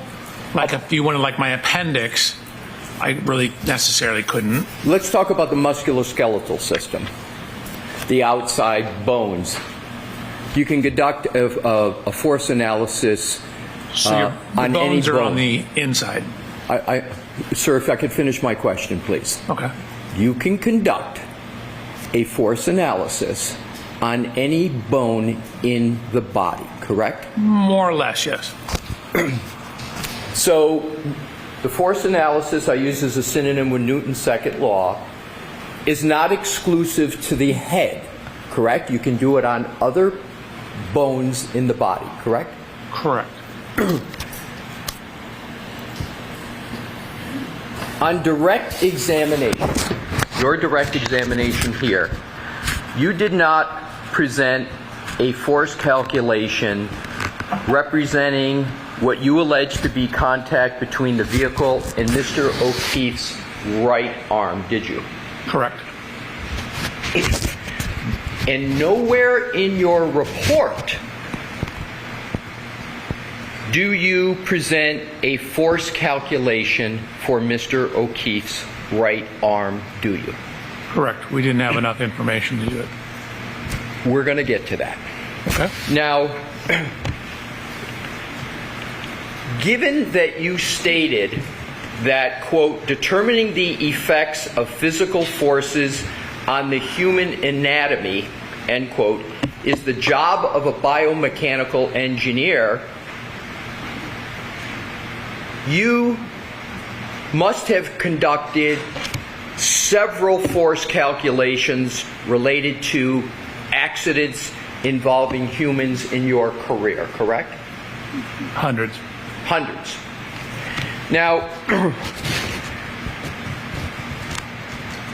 you didn't present a force calculation in your materials, as you've stated on direct, with regard to the arm, and I'll include in the right arm going from the shoulder all the way to the tip of the hand, okay? So that's my definition of a right arm. You didn't present any force calculation on that part of the body of Mr. O'Keefe, did you? Correct. Assume, and we're going to apply Newton's second law. Assume Mr. O'Keefe's hand weighed 7 pounds. So that's the M in the F equals MA. That's not a good assumption.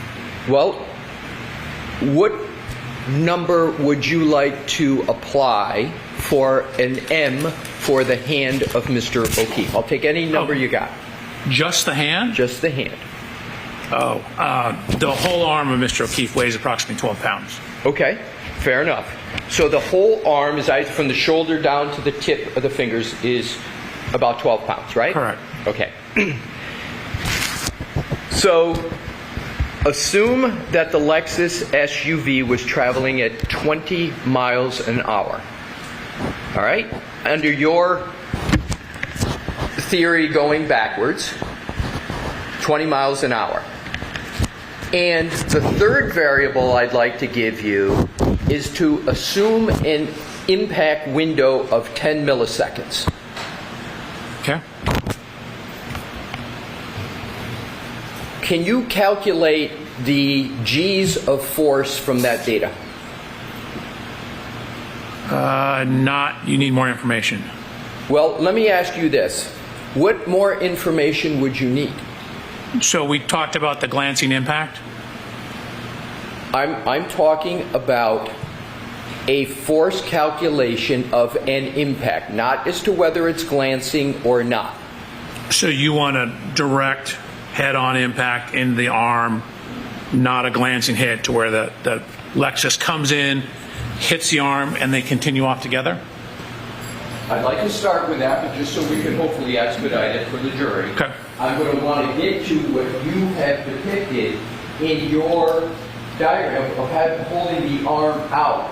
And that's not a glancing impact. Is that, sir, with the right arm in parallel with the back of the Lexus? Yes, it is. So really I'm sorry, let me finish, please. What you're concerned about is where the center of mass is. With the center of mass out towards the corner of the car, that becomes a glancing contact. So you don't have a center of mass contact, you have a glancing contact. Okay, fair enough. Well, so let's start the first force calculation. I need my calculator. I'm going to let him use his calculator. Sure. Okay. Tell me when you're ready, sir. Go ahead. So let's take a scenario where it's a center of impact. Center of mass. Center of mass impact, right? Okay. Impact to the right arm. Okay. Let's start with that one. Okay. And you want me to use like a 10 millisecond? Yeah, be conservative. Yeah, let's use a 10 millisecond for the impact window.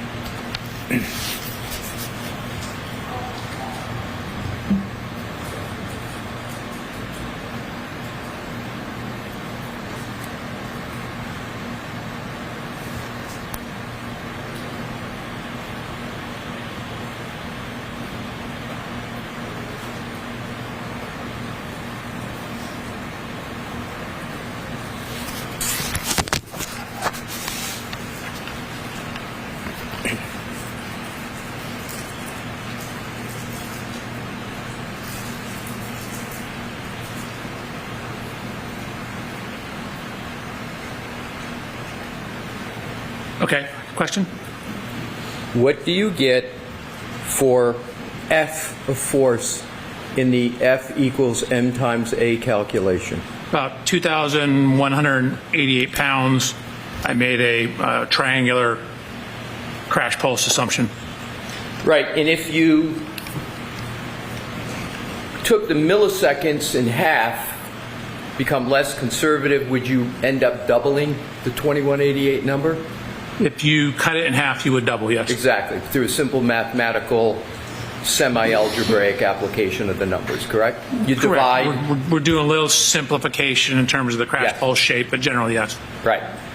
So, but let's take the conservative number, the lower number, 2188, that you came up with.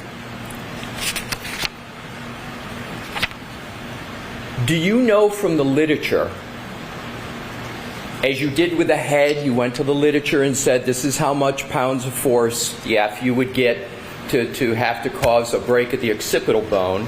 Do you know from the literature how much force it would take to break an arm bone? I have an idea, yes. What is your idea? So for a distributed load, such as this, not a concentrated load, you're going to need somewhere between, I've seen, and this is for cadaver tests, a low of like 2,500, maybe a little lower, to a high of 7,000. Sir, you have switched, haven't you? We're talking about center mass impact. Did you in your calculation just switch to a side swipe impact to No. do your calculation? No. I'm asking about a center of mass impact. How much force would you need? Let's start with the hand. Maybe it's a simpler one. Do you know how much force it takes to break, any of the hand bones, you know what I'm referring to, the phalangeals? Yes. The metacarpals, and the carpals? Correct. How much pounds of force do you need to break any one of those bones? Actually, I didn't find any distributed loading on the amount of force. I don't know.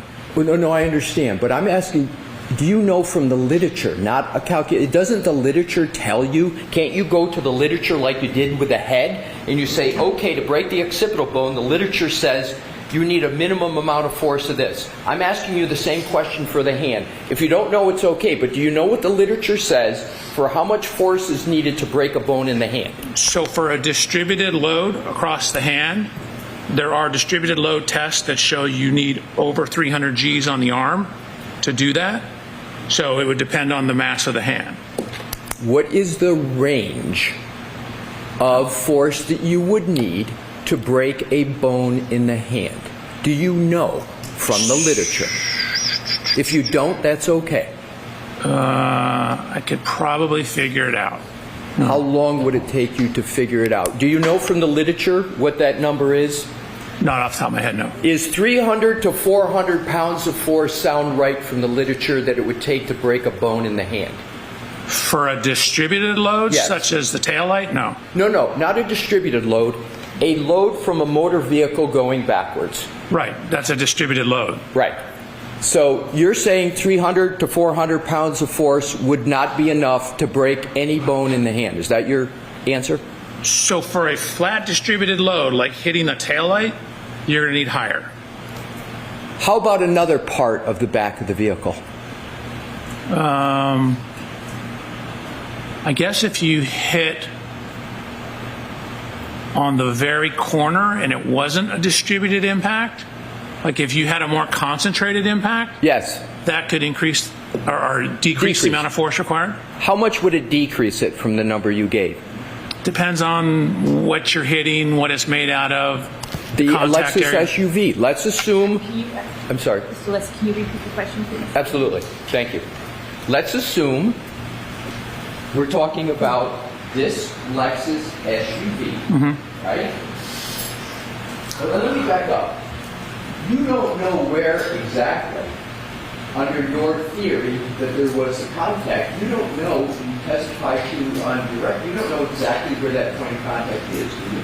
Correct. You don't know. Except it's on the taillight. Well, you're saying it's on the taillight, but you didn't observe any impact yourself personally, right? Did I see Miss Reed's Lexus? You didn't see the impact, correct? That is correct. So, and there is no first-hand witness that saw, under your view, that a collision occurred. There's no witness to say where the arm was, correct? There's no person that saw it. Right. And you have chosen a point of contact, okay? You chose that for your analysis, correct? Correct. And you picked that location, but it's also possible that under your theory that a collision occurred, that that arm could have been impacted any part of the back of the vehicle. That's possible, isn't it? That's not probable, no. I'm asking, is it possible? Anything is possible. I don't deal in possibilities, I deal in probabilities. It's not probable. So, but you don't know exactly where the point of impact was, correct? So within the range of the light and the exact angle of the hand, no, I don't. What I do know is at the rear tail light area. So your assumption is that it had, that because there's a tail light that is altered, it must have been by Mr. O'Keefe's arm. That's your conclusion, correct? My conclusion is there are taillight fragments, a broken glass, lacerations to his arm, and his DNA on the back of the vehicle in the area of the taillight. Sir, and Your Honor, I'm going to move to strike the DNA part of that answer for obvious reasons. Yeah. I'm not going to strike it. Okay. So you're making assumptions. You're taking what you view to be certain data, and you're coming to a conclusion, but that is based upon circumstantial information, correct? Is that fair? Are you calling like pieces of the taillight at the scene around his body circumstantial information? Sir, let me go to the force and go back to the force analysis. Let's go back to the numbers. I want to stay on, if we can, just the calculation. So let's go back to the minimum amount of force you understand from the literature that it takes to break any bone in the arm from the finger up. Let's start with a hand. What's the minimum amount of force that can be applied to break a bone in the hand? So it depends on the loading. So I don't actually know. In terms of the forearm, I can tell you there's data that shows up to 300 Gs of loading, you will not get fractures. There's one up to 750 Gs showing no fractures for a male of similar height and weight of Mr. O'Keefe. Thank you. You're welcome. So let's take those numbers, Okay. okay? You said 300 and 750. Did I hear it correctly? You did? Okay, that's the numbers you gave that would break a bone, correct? So the 300 actually didn't break any bones, I believe. The 750, the one example, didn't break a bone, but as you got above 350, you started to break bones. So 300. you got above 350. 300. Above 300, yeah, because that's what I thought you said the first time. You got above 300, you start to get breaking bones, correct? Correct. And so if you take that 300 number and compare it to the 2,188 pounds of force, you have 7 times the amount of force necessary to break the bone, correct, in the force analysis? No. If you take 300 Gs times a 12-pound arm, you get 3,600 pounds. The calculation you asked me to run earlier gave you 2,188 pounds. Right. So you are 1,412 pounds above the force required. Like the tolerance is 1,412 pounds above the force you would say get in a 20-mile-an-hour impact in terms of the fracture forces. Let's do it this way. I'm sorry? Let's do it this way. Okay. The force that you calculated from my hypothetical of this Lexus SUV going backwards, you came up with the F number of 2,188, correct? I'm sorry, I didn't. What was the? You said 2,180. You said dyslexic, or do you say Lexus? I didn't understand what you said. The Lexus My apologies. SUV that you've been talking about. Gotcha. Okay, I didn't hear it. You came up with a number for F for force of 2,188. Are you changing that number? Nope. Okay, so let's go with your number of force from this vehicle of 2,188.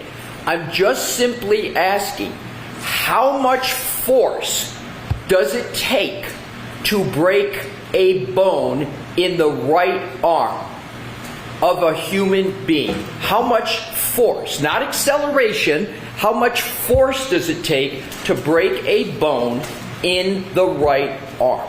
Sure. So somewhere between 2,500, the one cadaver tested the distributed load of someone of similar size and weight, and actually close in age to Mr. O'Keefe, showed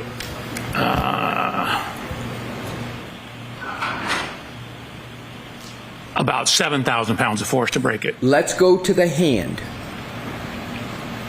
Do you disagree that the literature shows it only takes 300 to 400 pounds of force to break a bone in the hand? Do you disagree with that? Your question's too general. I can't answer your question. It depends on the loading. If I take my pencil, which has a very fine point, and jam it through my hand, I can jam it right through my hand because it's a very small point. But if I distribute the load and a broader load, such as hitting a taillight, it takes much more force because the load's distributed across it. It's like if I sit on the corner of my bed. I might sink in this far when I sit on the corner of my bed, but what happens when I spread my load out, when I lay on my bed like this? I don't sink in as far. Has my weight changed? And weight is basically force. No, but I've distributed it over a larger area, so for a given force, you get less sinking into the mattress. So if you hit a broad surface like a taillight or a wall like this, it takes much more force than if I were to take a singular small round object and jam it into the hand. That hurts. This does not. Okay, if you can hear my question, if it's unclear, you tell me. For not a pen, not your bed, but for a Lexus SUV of 6,000 pounds, is there any part of the back of the Lexus in any manner where you can get a brake to the hand from 300 to 400 pounds of force? Any part on the back of the Lexus? Yes. Probably. Okay. So probably, your words, you can get a brake to the hand from just between 300 to 400 pounds of force. That's what you just said, correct? So you're taking the totality of the back of it? Like if you got it stuck in the bumper? Potentially, yeah. But from a taillight or a broad flat surface? No. I'm not asking about a taillight. Any part of the back of an SUV, you agree that it is probable that you can get a break of the hand bones from just 300 to 400 pounds of force. Your question is incomplete, right? You said any part of the back, but then you wanted me to not include taillights or not include the rear body panel. If you hit a very narrow part of the car, like say the edge of the tailpipe, that creates much more of a narrow contact. So force divided by area is pressure. So if you have a very tiny area, you have very high contact pressures. And so, but if you distribute the load over a larger area, the number on the bottom of that fraction is much bigger, so your contact pressure drops. So hitting the edge of the exhaust pipe is going to have a much higher likelihood of causing a fracture than hitting flat against the tail light. Okay, what we're going to do to make this more efficient, excuse me, sorry. Mr. Will, can you pull up a slide from Mr. Wolf's, or Dr. Welcher's presentation for the back of the Lexus, please? The back hatch, and Your Honor, may we publish that? Sure. Do you know what number, though, Mr. Lexus? Mr. Wolf does, and And I know he'll you tell need it, us. so he'll tell me before I publish, and then we'll give you the number. Your Honor, may I look here? Yes, I'm going to let Dr. Welcher look at his slide Oh, sure. here Yeah. instead of just up there. The back hatch, yes.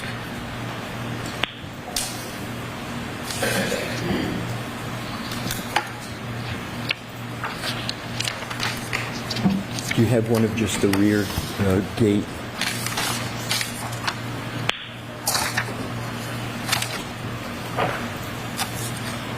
The one measuring the height, maybe? There we go. Thank you. Okay, this is your slide presentation.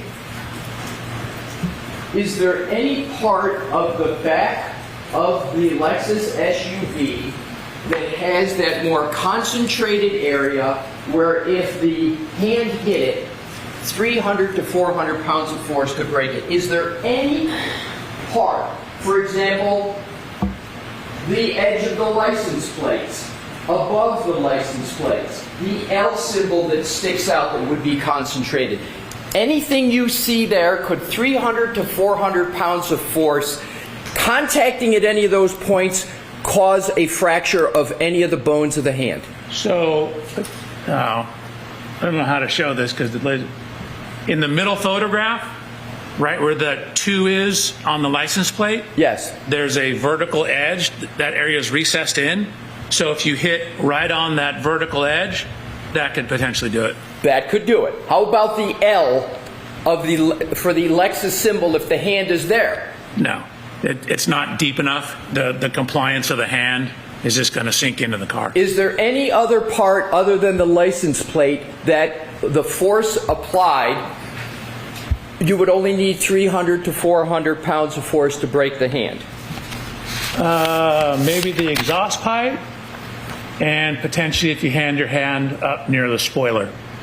Right, so now let's go from 300 to 400. Let's go to the 2188, which is your number. Use 2188. Is there any place where in 2188 force you could have a fracture of the hand on that back gate? Just to be clear, 2188 is the number I calculated for you. It's not, quote, my number. I understand, but we did. I understand, but we did the calculation. Is there anywhere on the back of the vehicle where 2188 could cause a fracture of the hand? So that was a forearm fracture tolerance I thought we were talking about, because we used the weight of the whole arm for that. We did. And my question is there anywhere in the back of the vehicle, in your opinion, that could cause a fracture with that? I'm sorry, what, to the hand? Just the hand or the whole arm? I'll take any part of the right arm. You call it the hand, the forearm. Is there any part that could cause a fracture? So probably similarly, if you got your forearm down near that transition, I don't know if you can see the little dot. I'm talking about this area. Yes. Right here. Yep. So that transition between the two body panels. Yes. That could potentially do it. That's back where the reverse lights are. I'd have to look at whether, that would take it before breaking the plastic. And then, again, maybe if you hit the exhaust pipe as well. It's a much more narrow loading condition. How about the corner of the tail lamp? The corner of the tail lamp. I suppose if you had just your hand on the very, very corner, potentially. Potentially. But you didn't do any of that force analysis for this case, did you? For the hand, no.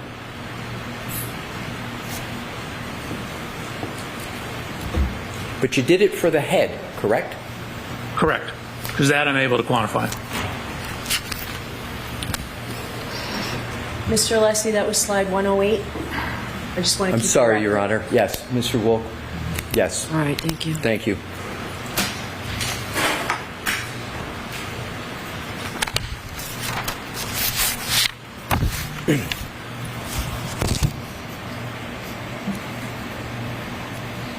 You are aware, Dr. Welcher, that Mr. O'Keefe suffered no fractures of any kind in his hand, correct?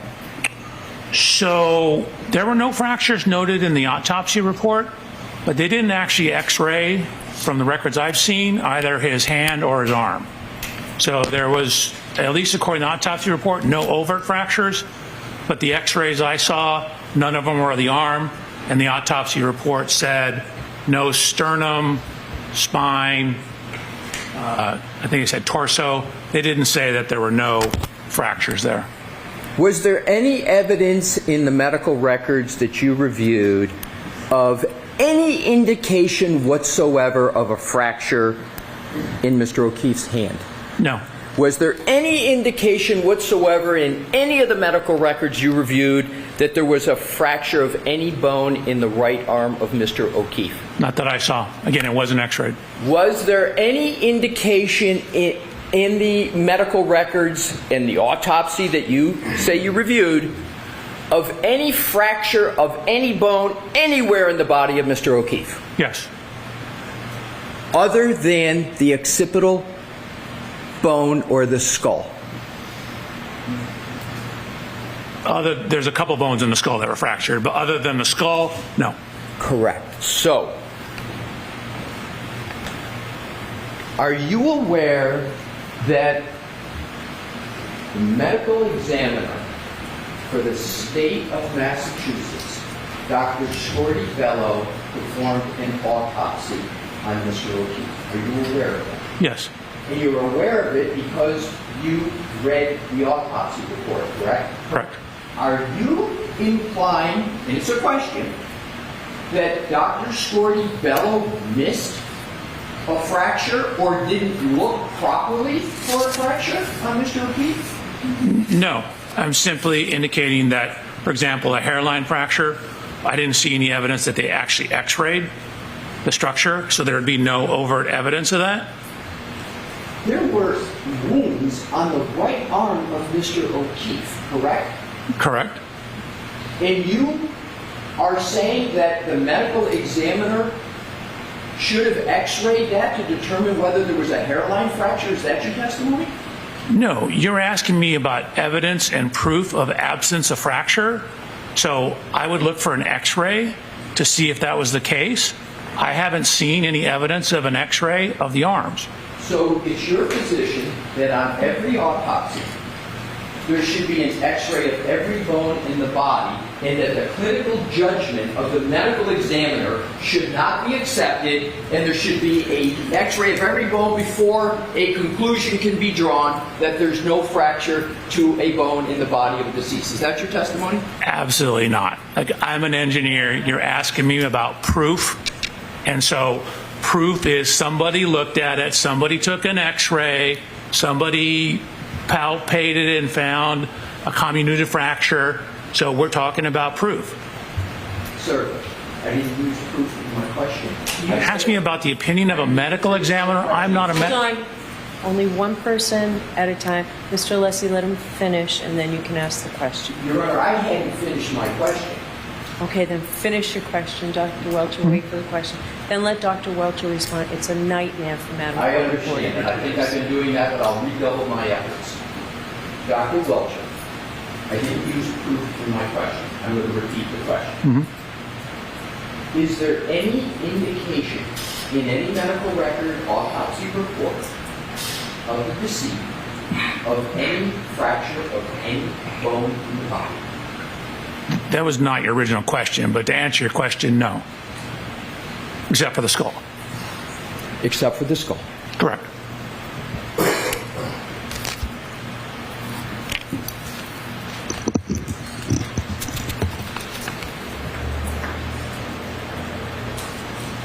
Do you understand whether the absence of any fractures other than the skull of Mr. O'Keefe was of significance to the medical examiner, Dr. Scorti-Bello, in the conclusion she reached in the autopsy report that you read? System. Did you read the conclusions of Dr. Scorti-Bello in the autopsy? I believe so. Are you aware of whether Dr. Scorti-Bello has analyzed whether the injuries to Mr. O'Keefe are inconsistent or consistent with a motor vehicle impact? Are you aware of any analysis to that effect? Objection. So I'm going to see you on this one.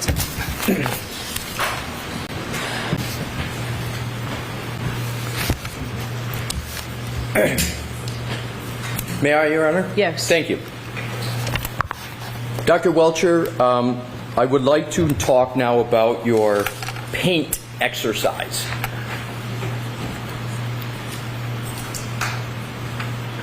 You did not present, as you have stated, a force calculation with regard to the arm. You did a paint exercise, and what I want to do is to reference, and if we need to bring it up, sir, to refresh you, slides 103 to 120 of your PowerPoint presentation in this trial. I'll just call it the blue paint exercise. Is that descriptive enough for you to know what I'm talking about? No, it's not an exercise, it's a test. Okay. You want to call it a blue paint test? Sure. Okay, let's call it a blue paint test. I just want to try to expedite things and use parlance that we can agree on. Okey-doke.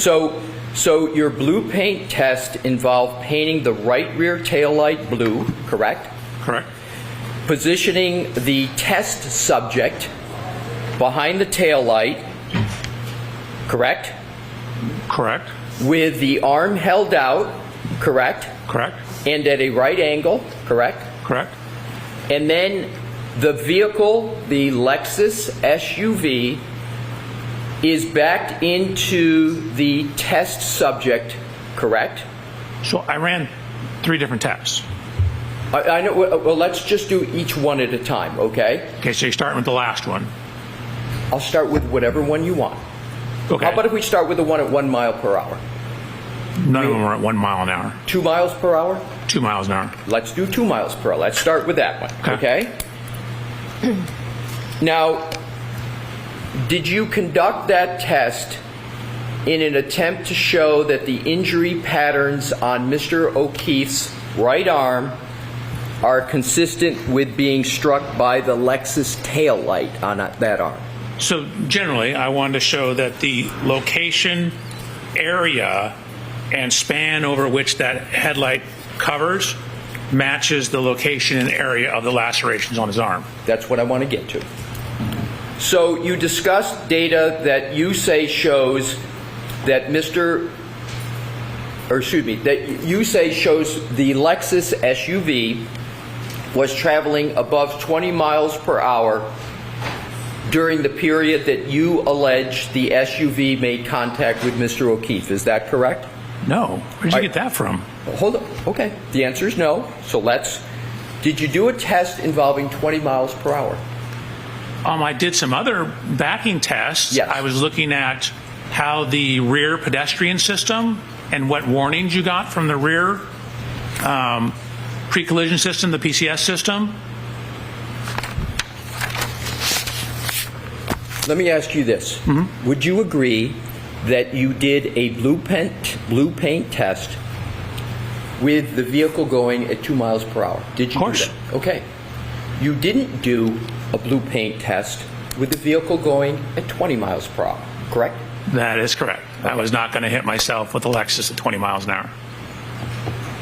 You could have done other tests where the vehicle was going at 20 miles per hour if you used a crash test dummy, correct? You could have done that. If you used the right crash test dummy, Right. and then to set up the test, because generally you only get 1 or 2 shots at it because you damage the car, you have to know everything about the parameters. And so, again, pedestrian impacts are so very sensitive to initial angles.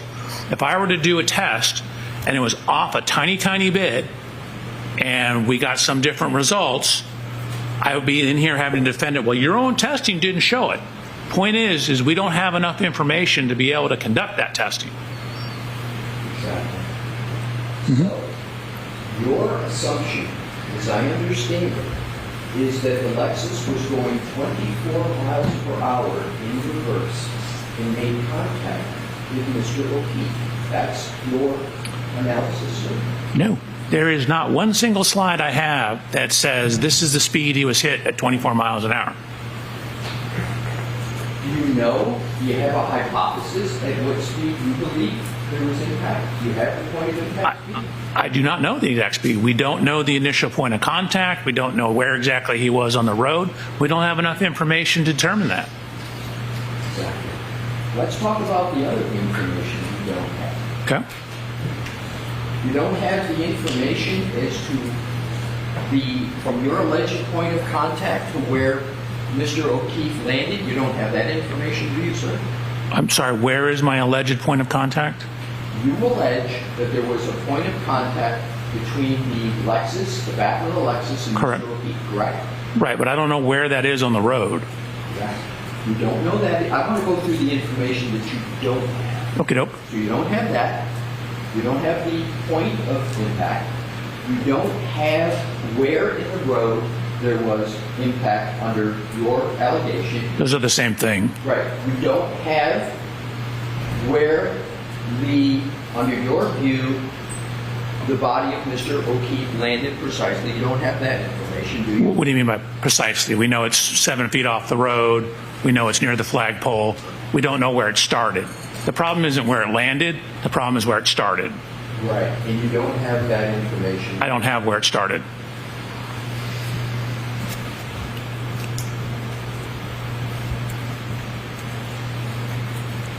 The paint tests that you used, aren't those used, if they're used at all, as an element of physical impact reconstruction, an element, not as the focal point of the test itself.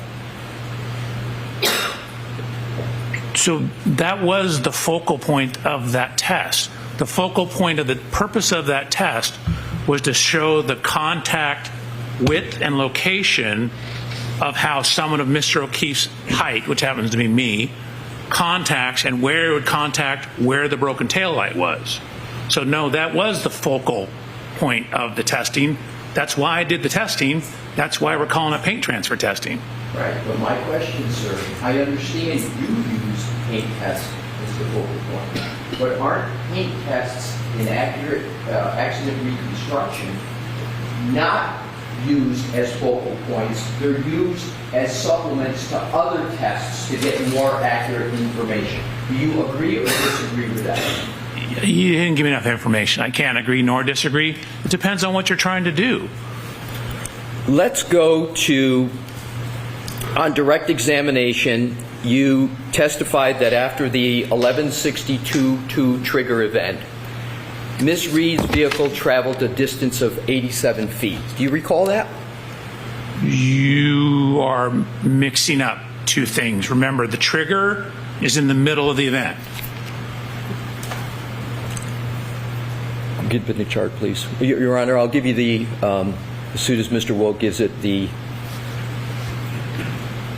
slide 23, I believe it is. I'm sorry, what slide? Well, I want Mr. Wolt to go through it to check. Let me ask it this way, see if we can get to it quicker. Do you remember talking on direct about a calculation of 87 feet where you added, there was like a 30-something number and a 50 number and you came to 87? Do you remember that in your slide presentation, sir? Slide 37, yes. Right. So, if we could bring up that slide, please, Your Honor, with your permission. Okay. That's 36, but okay.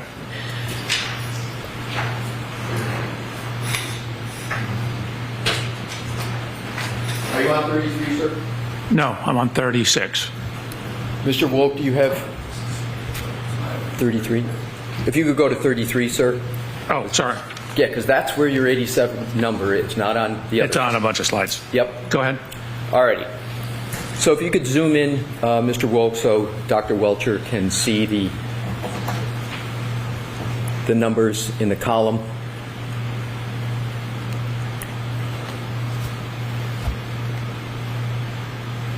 You're going the wrong way. Yep. They're to the farther to the right. Oh, I'm not the only one that has problems. Okay. You Sir, still do don't you have remember testifying about this? To the farther to the right? Farther to the right. Yep. Keep going. Keep going. A Is little that more. 53 number down there? That column? Right. So can you take- can we scroll up a tad so you can see the headers? There you go. Okay. No, okay, go ahead. So, am I in the right column relative to start? Is that the column? So there's two columns. Like Z is relative to where it started, and then positive is forward, and then as you back up, once you go past 0, it becomes negative. Right. So what I want to do is have you direct us to the column where you calculated 87 feet. It's in two spots. It's at the end of column Y. Right.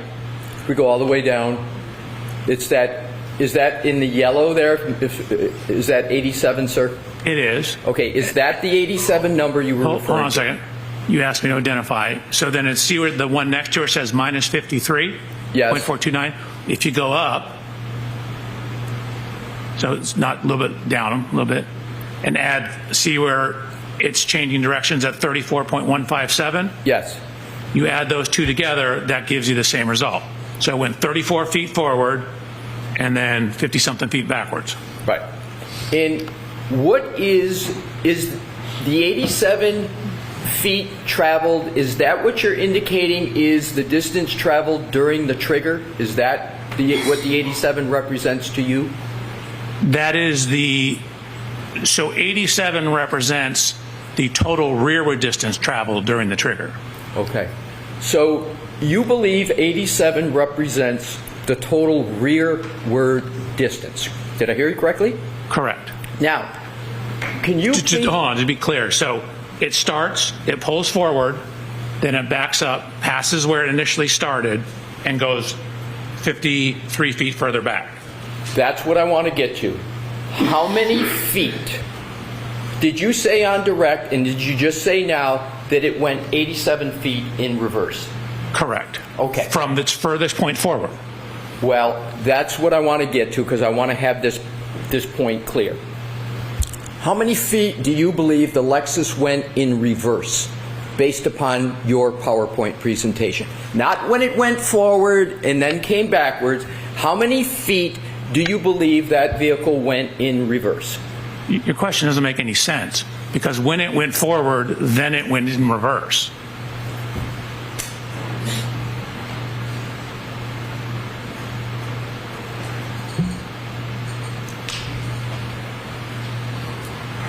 How many feet do you believe the Lexus went during the trigger? So it went a total of 80, it went 34 feet forward, then it came back 80, or another 53 feet past where it went. Exactly. So, you've testified that the 1162-2 trigger event represents a backwards maneuver, correct? So again, I was clear, it initially pulls forward and then backs up. I would like you to define, so it's clear to the jury, do you consider the event of 1162-2 just backward movement, or do you consider the trigger to be forward movement and adding to it backward movement? Which one? So can we pull the slide up? Sure.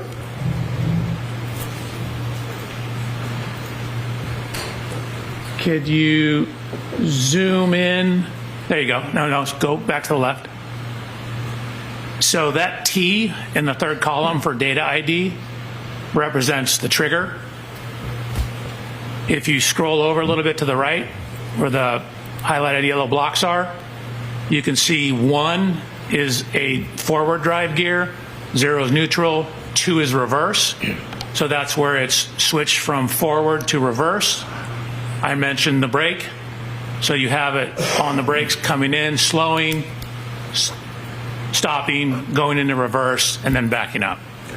So you conclude that the vehicle for this trigger went 34 feet forward, is that correct? Correct. How do you know the vehicle didn't go 150 feet forward? How do you know it just went 4 feet forward? How do you know that? So the only data we have is this 10-second window. And so we have the velocity when it's going forward. We know how much time it took to do that. So that tells us how far it would travel. Velocity times time is distance.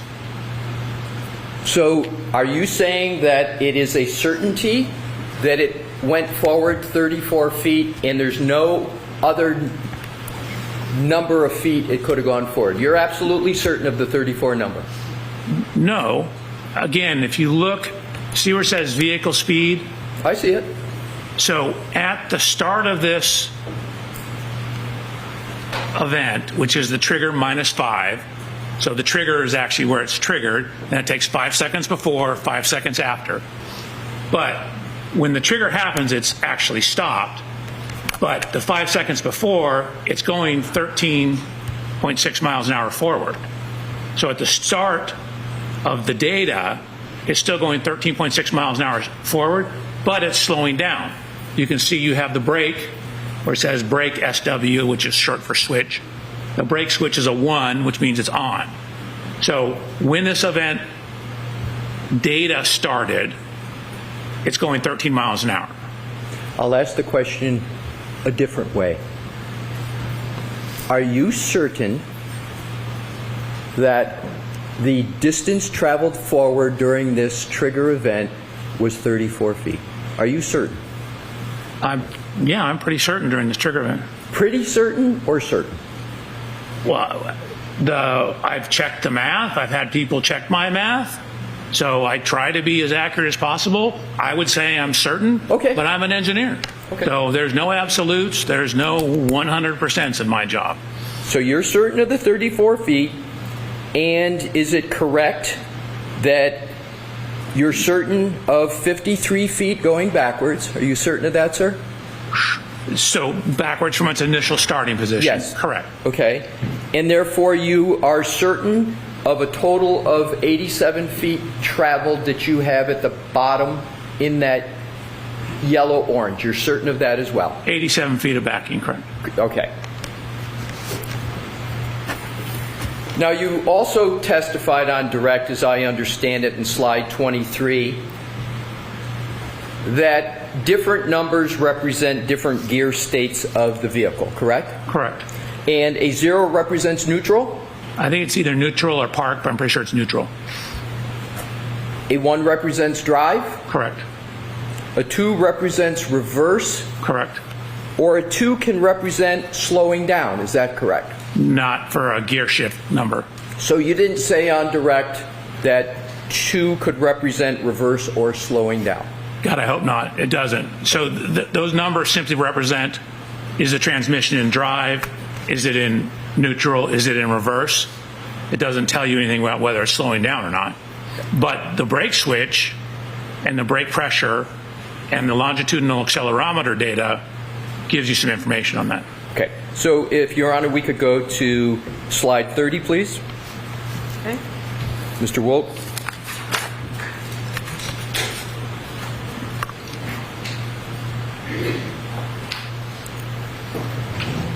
And I want to do it generally. There's not a need to read any specific number. I just want it clarified. Mr. Lessie, so is this 30 or 31?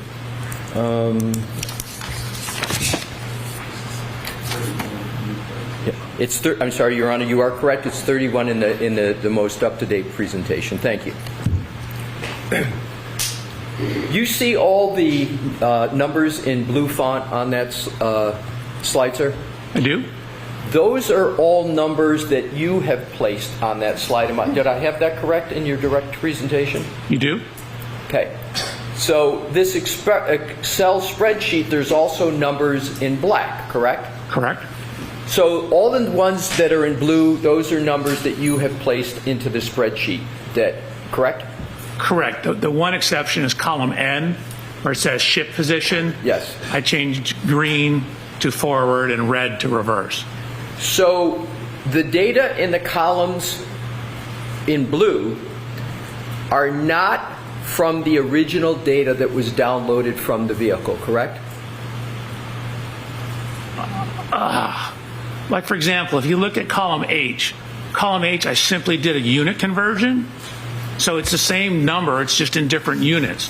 But the black numbers represent exactly as it comes out of the vehicle, but it's the same number. All right, that's what I wanted to get to. So for clarity for this slide, when you download this data from the vehicle, what is in black, those numbers just come right out, correct? Correct. As they're stated.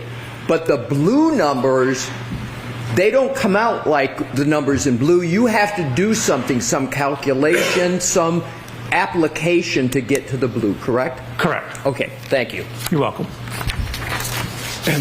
Now, we're going to keep that up, Mr. Wolk, please. Thank you. And when we need to get to the specific numbers, we'll be fair and make sure you can see them. Now, in these columns, do I understand it correctly that you attempted to account for wheel slippage in the revolutions per minute speed values produced by the car? Not here. You're looking, this is 1162-1. The wheel slippage occurred in 1162-2. Okay, and so if we go to a slide with 1162.2, we will then go to the slide you believe represents wheel slippage, is that correct? There are data points in that represent slippage. That's my question. In which slide, sir, would you like to pick? 35. Thank you. So we will go to slide 35.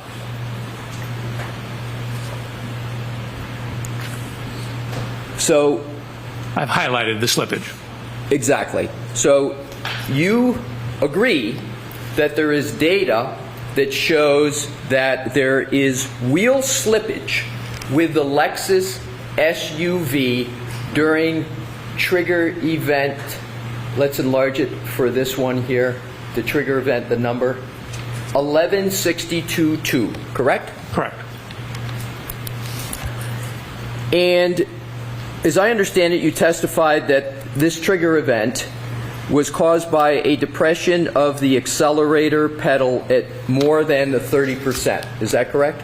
It's a transition into reverse and then a quick acceleration exceeding 30% So let's in reverse. Okay, got it. So the accelerator pedal being depressed to this degree, more than 30%, can be the result of wheel slippage, correct? It doesn't necessarily work that way. I mean, you can have wheel slippage at any acceleration, technically, depending on the roadway. It's just what is in the data that shows that it's slipping. It isn't necessarily because of the accelerator. Normally, that's what causes slippage. But it's the data. When you look at the data, you're like, well, that doesn't make sense. It's increasing in speed, but yet the longitudinal acceleration is dropping. My question, again, doctor, is you can have an accelerator pedal depressed greater than 30% and it be caused by wheel slippage. That can occur, correct? The wheel slippage does not cause the accelerator pedal. I'm not saying a cause and effect. I'm just saying a correlation. Do you understand what I mean by a correlation? Let me, if I may, try and straighten this out. So, applying heavy acceleration can cause the wheels to spin. Is that what you're asking me? Yes. Yes. Okay, that's all I wanted to get at. Alrighty. So in your review of the materials that are related to January 29, 2022, did you become aware of whether there were, and you said you extensively reviewed documents, did you become aware whether there were people at 34 Fairview? Yes. And approximately how many people, without regard to names, just number, how many people did you become aware were at 34 Fairview on January 29th, 2022, the early morning hours? How many people approximately did you become aware were present? It depends on which time, but there could be as many as 16. As many as 16. And let's talk about the time period from midnight to 1 a.m. Do you have an understanding of how many people could have been present at 34 Fairview at that time period? So I'm going to see you at sidebar on this, Mr. Mayor.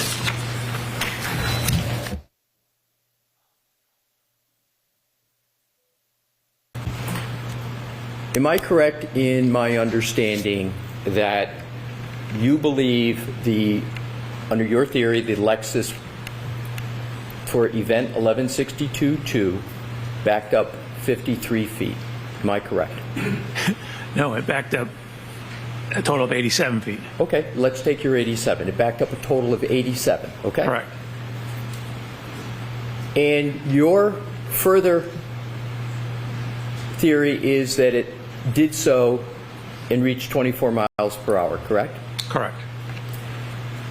And you stated you have an understanding of a certain number of people, and I don't want to talk about the inside of the house, but just that were at 34 Fairview between roughly 12 and 1 a.m. Do you have an understanding of that, sir? Approximately. I believe I do. And what is that number? Do you want them, people that were there for that entire window of time, or just? Yes, 12 to 1. Oh. So Mr. Alessi, just move to the last question. Right, sure. So, sir, did you assume that there were cars parked out front of 34 Fairview at that 12 to 1 o'clock window? Did you assume any cars parked out front? The entire time? No, I'm just talking 12 to, yeah, any time between 12 and 1. Did you make any assumptions whether there were cars parked out front on the roadway at 34 Fairview? Did you make any assumptions with regard to that? At a point in time, there was a vehicle behind it. I'm sorry? There was a vehicle behind it. Just one? That is my understanding. In terms of on the street, is On your the question? street, exactly. Yes. And what, do you remember the type of vehicle?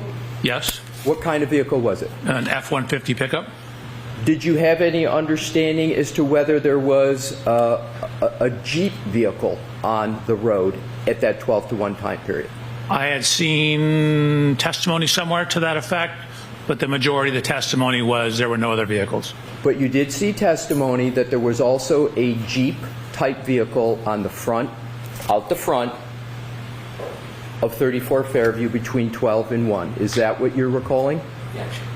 So I'm going to let that answer stand, what he's just testified to. Just go ahead and... Okay, so Dr. Welcher, what I want to do is to have you,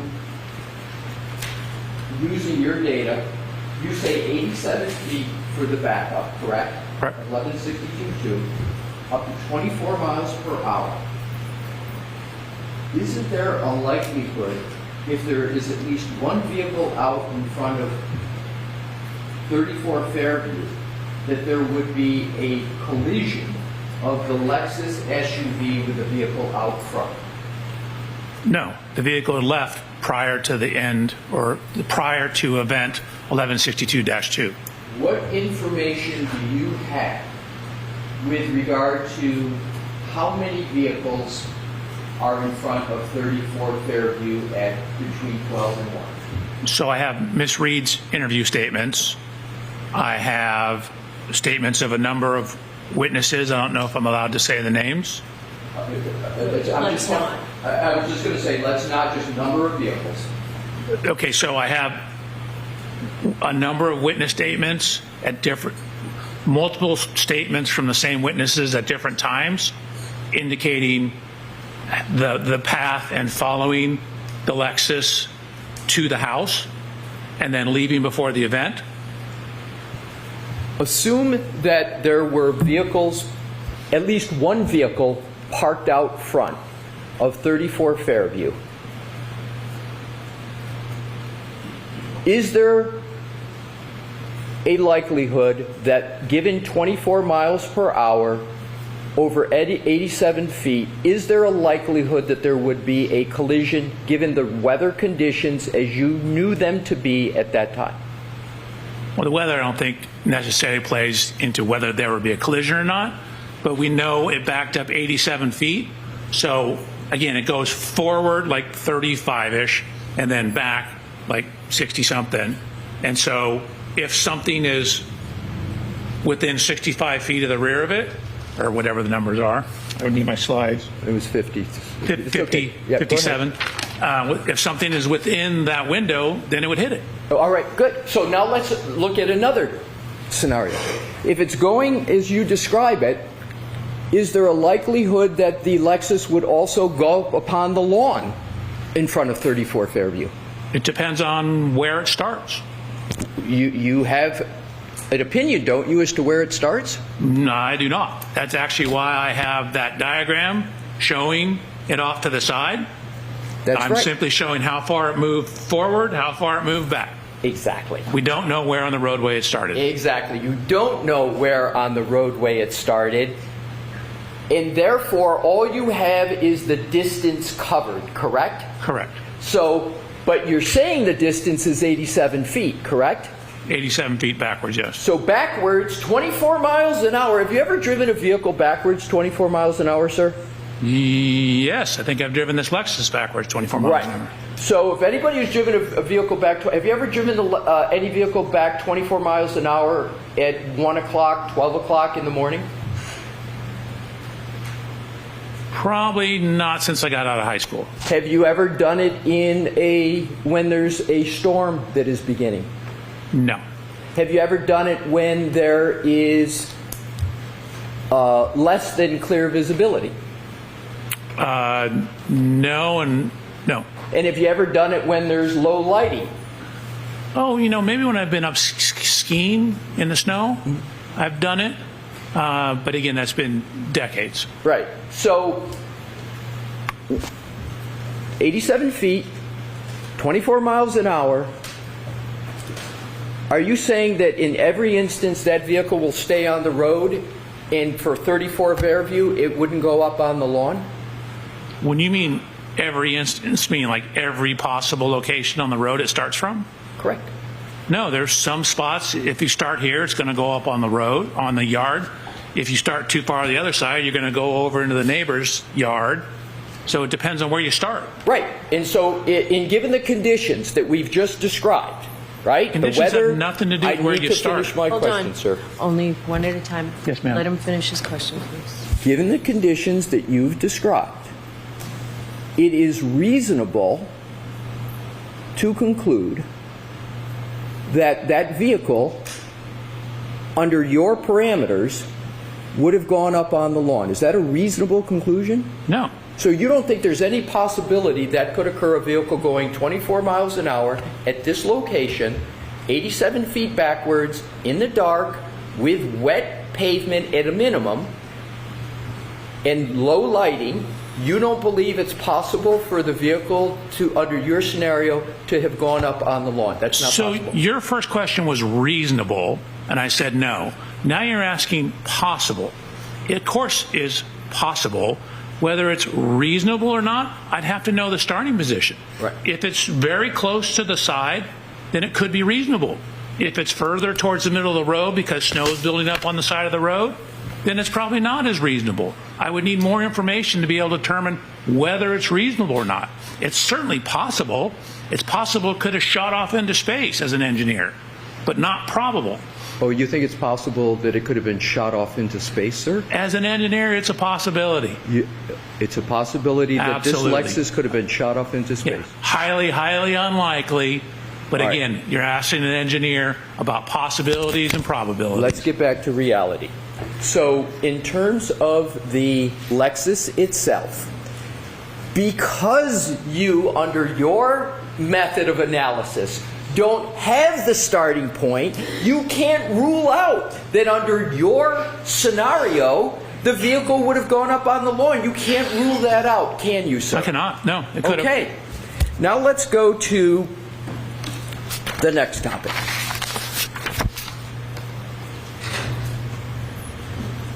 If we could, Your Honor, have Exhibit 168 published in evidence, which is now under the 167.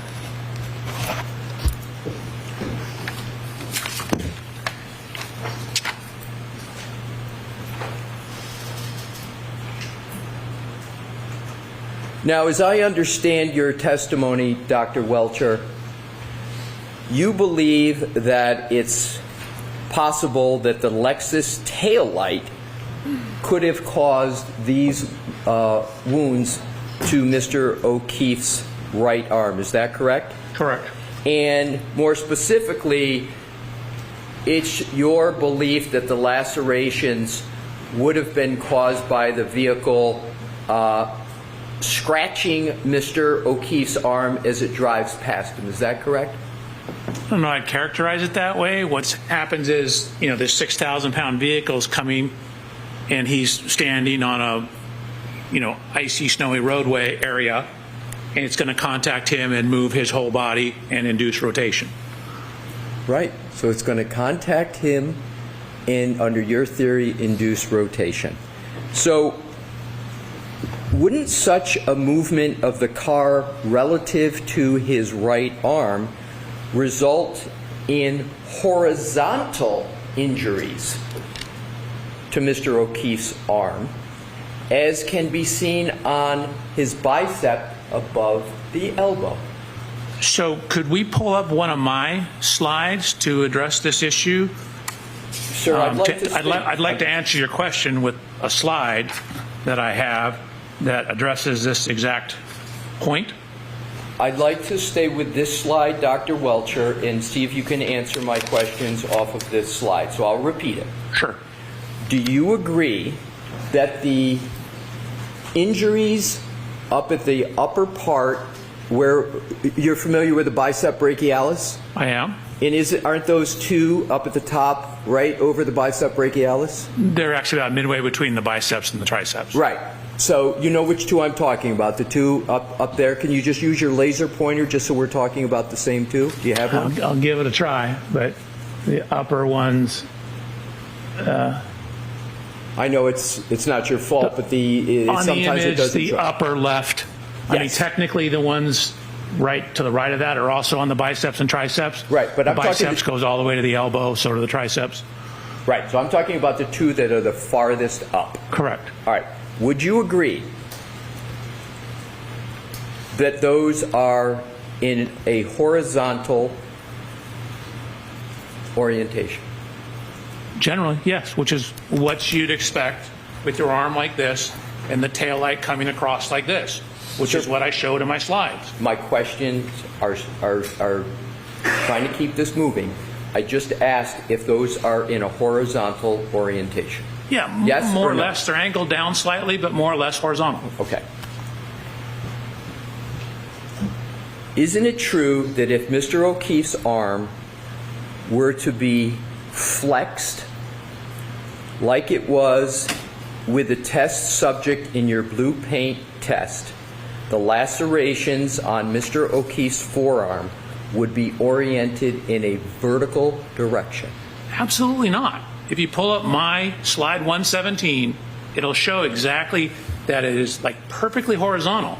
When you're standing like this, and this is the tail light, the laceration, when it comes across here and pushes my body, it's going to make a horizontal laceration because the 6,000-pound vehicle is going to push me out of the way. As this pushes me out of the way, it's going to drag and create a horizontal laceration across my arm. This is exactly what you'd expect. So let's talk about the forearm, sir. We may have miscommunicated. I'm talking about the lacerations on Mr. O'Keefe's forearm now. So we're switching from the arm to the forearm. Correct. Gotcha. Wouldn't those be oriented in a vertical direction? No. Again, you have the vehicle. If this is me and this is the car, it's pushing and pushing across like this. And with your arm bent like this, it's going to cause laceration as it pushes my arm away. It pushes like that. Okay, I got it. My slide shows this quite clearly. So you disagree, you do not agree that the injuries to Mr. O'Keefe's forearm under your theory would be oriented in a vertical. You disagree with that. It's just want to get that on the record. I disagree with that. Okay. Now, also, do you understand that under your theory of injury here, that there would be injuries caused in two different directions by the same movement of the car? Agree or disagree? I'm going to say I disagree. You need to give me a little more. You're going to have, again, this is a glancing or a clipping type impact. And so it's going to be it's going to sweep across the arm, which is what causes the horizontal lacerations. We're talking about a flat surface, right, sir? Approximately, yes. And therefore, you would have to maintain contact with the arm as the car moves. Am I correct about that? Maintain contact with the arm? I'm unclear what you mean. What I'm trying to do, sir, is to get under your theory, right, given the contact that you've described, what would you expect to be the orientation of the wounds to the upper part of the arm and to the lower part of the arm? Just like it's shown in this photograph. Okay.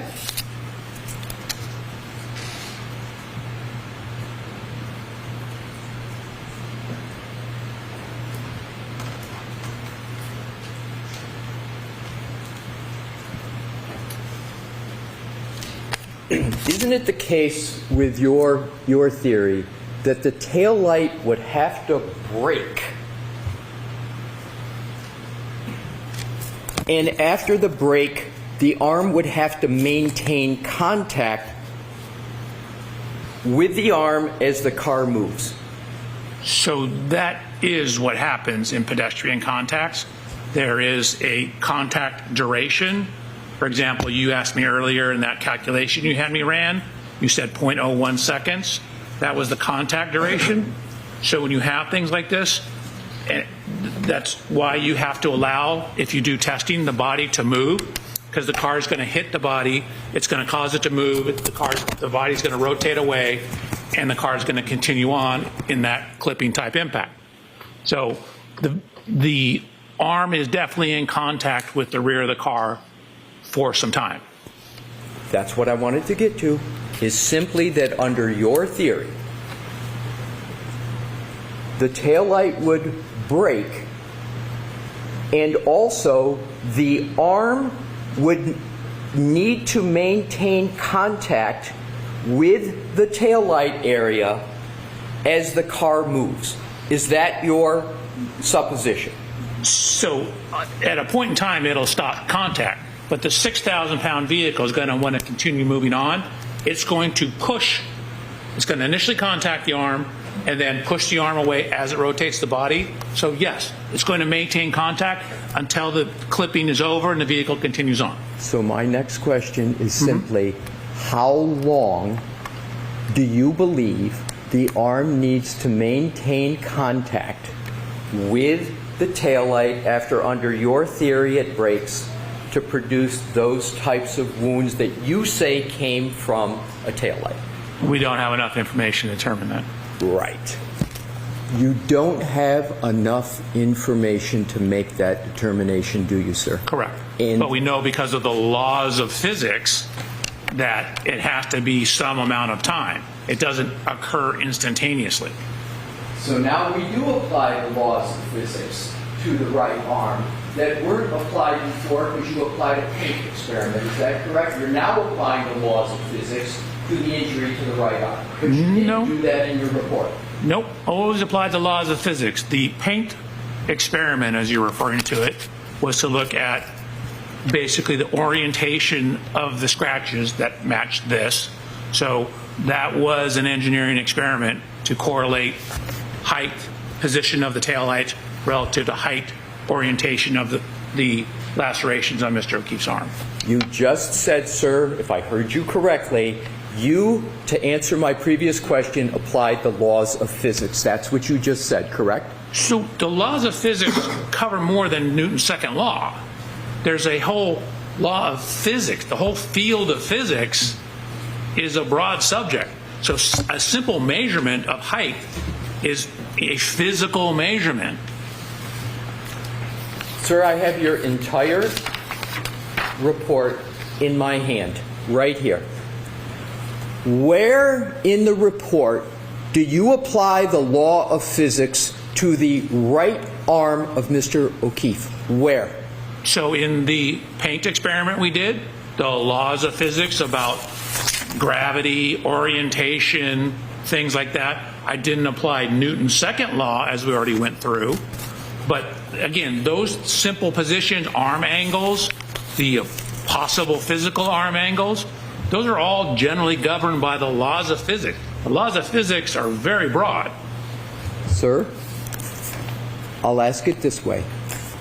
Where in your 14-page report do you even mention the laws of physics related to the right arm of Mr. O'Keefe?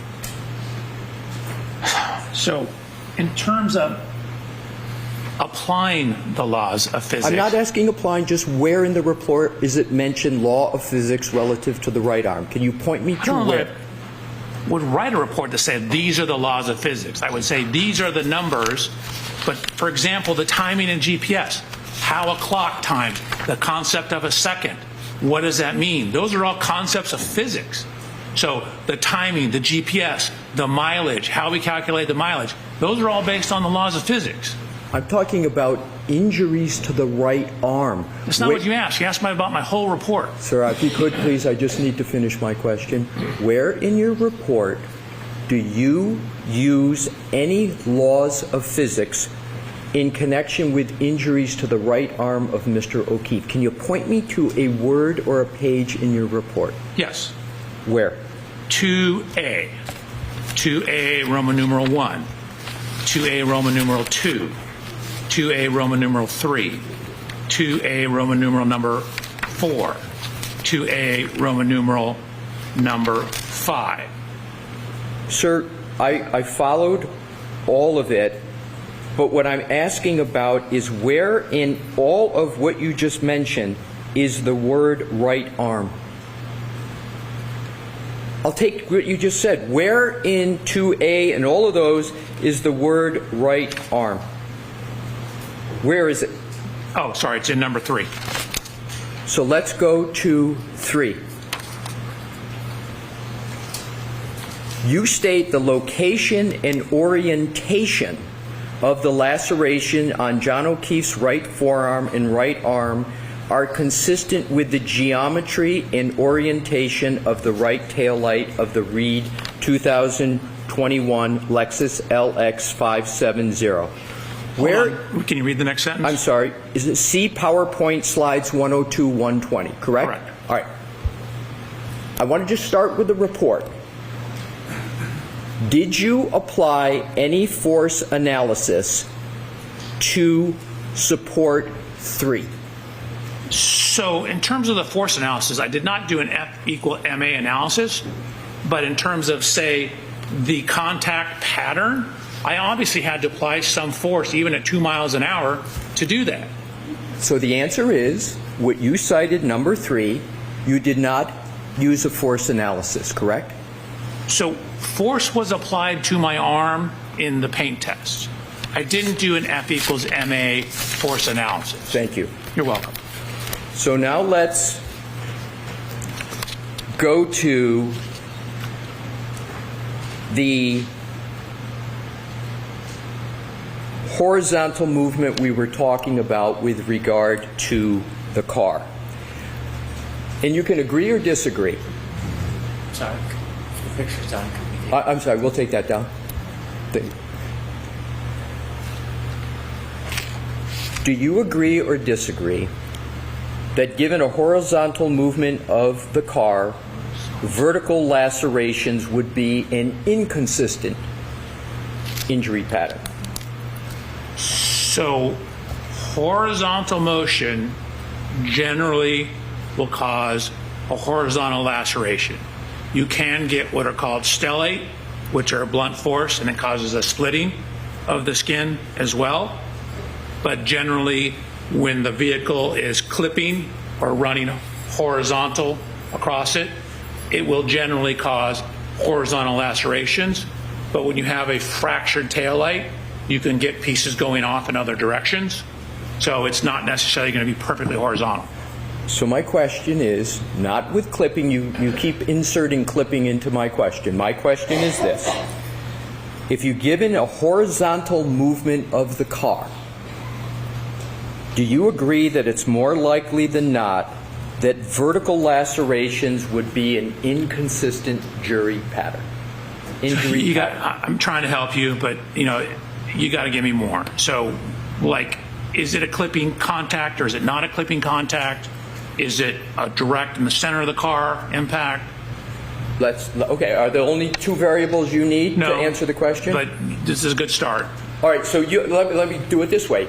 You can't answer the question on a general basis of whether there's horizontal movement of a car, whether vertical lacerations would be an inconsistent injury pattern. You can't answer that question without more information. Is that your answer? So generally, again, horizontal motion should cause horizontal lacerations, but again, it depends on what's being hit. Okay. So for example, if I have something that bends as a result of the impact, it could bend up and create a vertical laceration. So you would agree, based upon what you said, that generally horizontal movement of a car would be expected to cause horizontal lacerations. Generally. Okay. Yes. Now, during your blue paint test, the blue paint was featured more predominantly on your upper arm than your forearm. Is that correct? I think it depends on the tests. Do you want, we bring up a slide? Will that I'd help love to you? bring up a slide. We're going to be running the thing, so we'll just bring one up and you tell me whether this slide works for you, sir. Do you want me to tell you the slide I want? If we could take a shot at it first, and then we may ask you for it. But I think we've got a slide for you. And what number? Dr. Welcher, 111 is on the screen, sir. Thank you, Your Honor.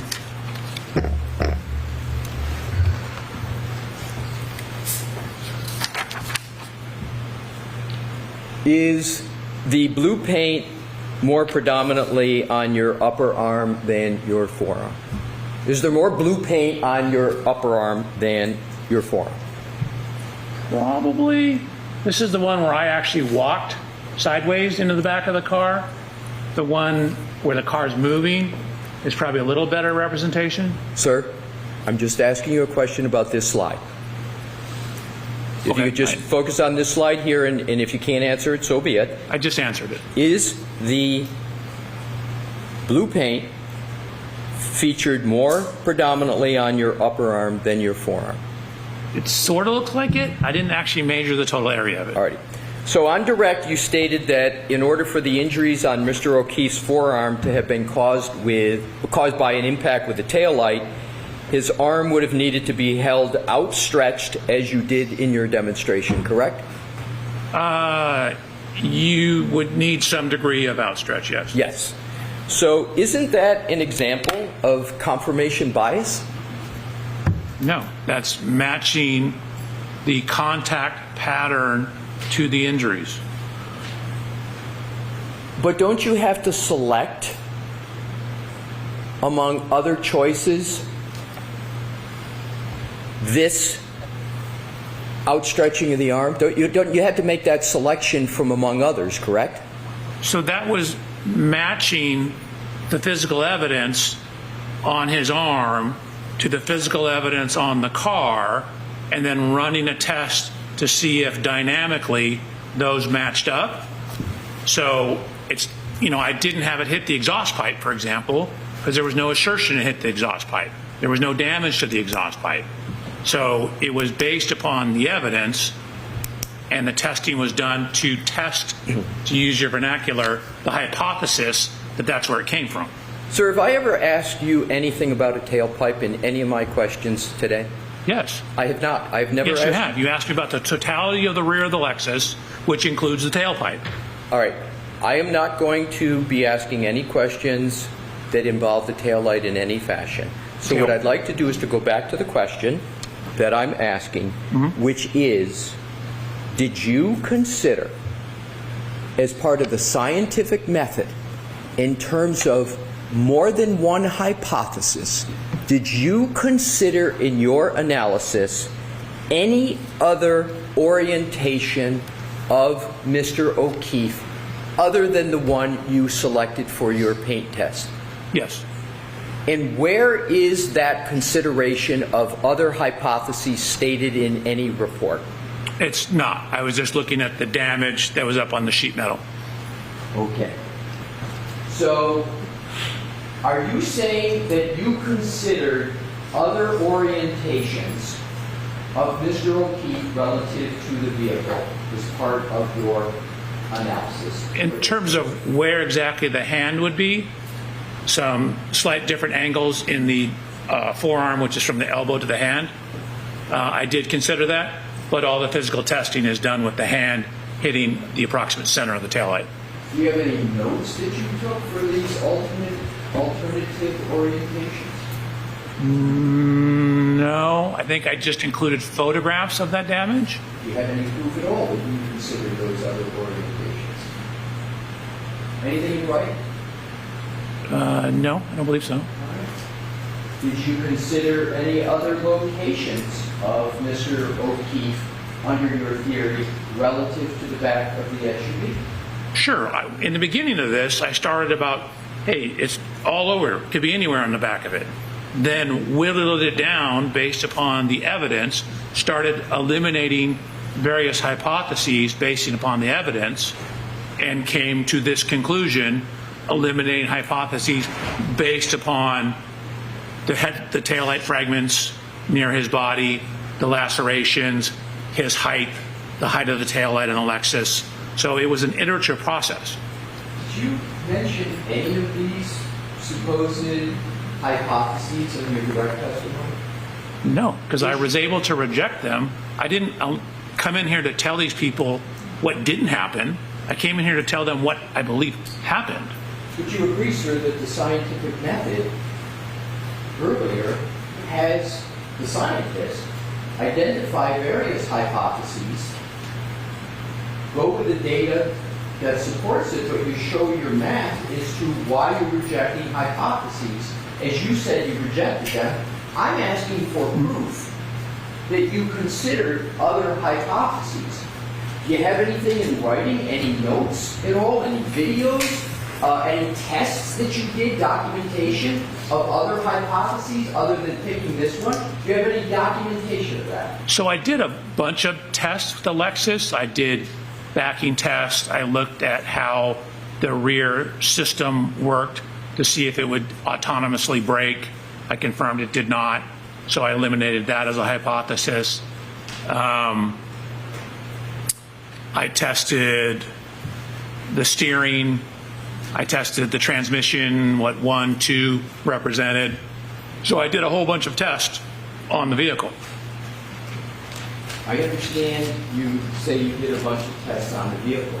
My question is, did you ever take the vehicle and position yourself or anybody else in various locations to determine whether or not your hypotheses could be properly rejected? Do you have any documentation that you did that? I mean, I did do 1 static and 2 dynamic tests in very similar positions, though. So I did a total of 3 tests relative to the arm. Where is the documentation for that, sir? It's in the file. I gave it to you. The slides are some of it. Okay. All right, so Mr. Alessi, I think if we're going to... I am, and I'm going to move on, Your Honor. So Okay, but Mr. Alessi, hold on. We're going to do that voir dire. Can I ask, I just have one other area, Your Honor. I can do it in short order if I could, Okay. please. I wasn't finished with my Go ahead, finish your answer. I'm So sorry. slides 109, 110, 111, actually through, I guess, 121 deal with the testing of the hypotheses. We'll come back to this at another time, Dr. Welcher. So what I want to do is to finish up on this point. So is it your testimony that no part of what you did in selecting this area, no part of it is confirmation bias? You say there's no confirmation bias at all in what you did. Is that your testimony? That's certainly my goal. I try and eliminate all confirmational bias.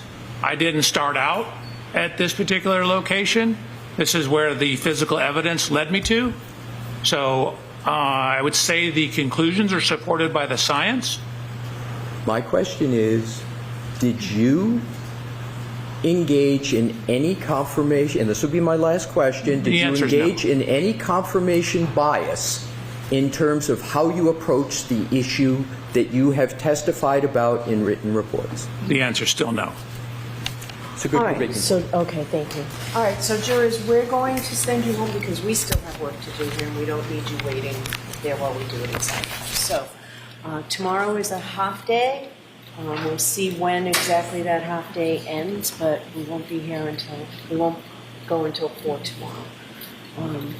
Those 3 cautions: do not discuss this case with anyone, don't do any independent research or investigation into this case. If you happen to see, hear, or read anything about this case, please disregard it and let us know. The 4th admonition: please be very careful with your social media use. We'll see you tomorrow morning. Rise to the jury.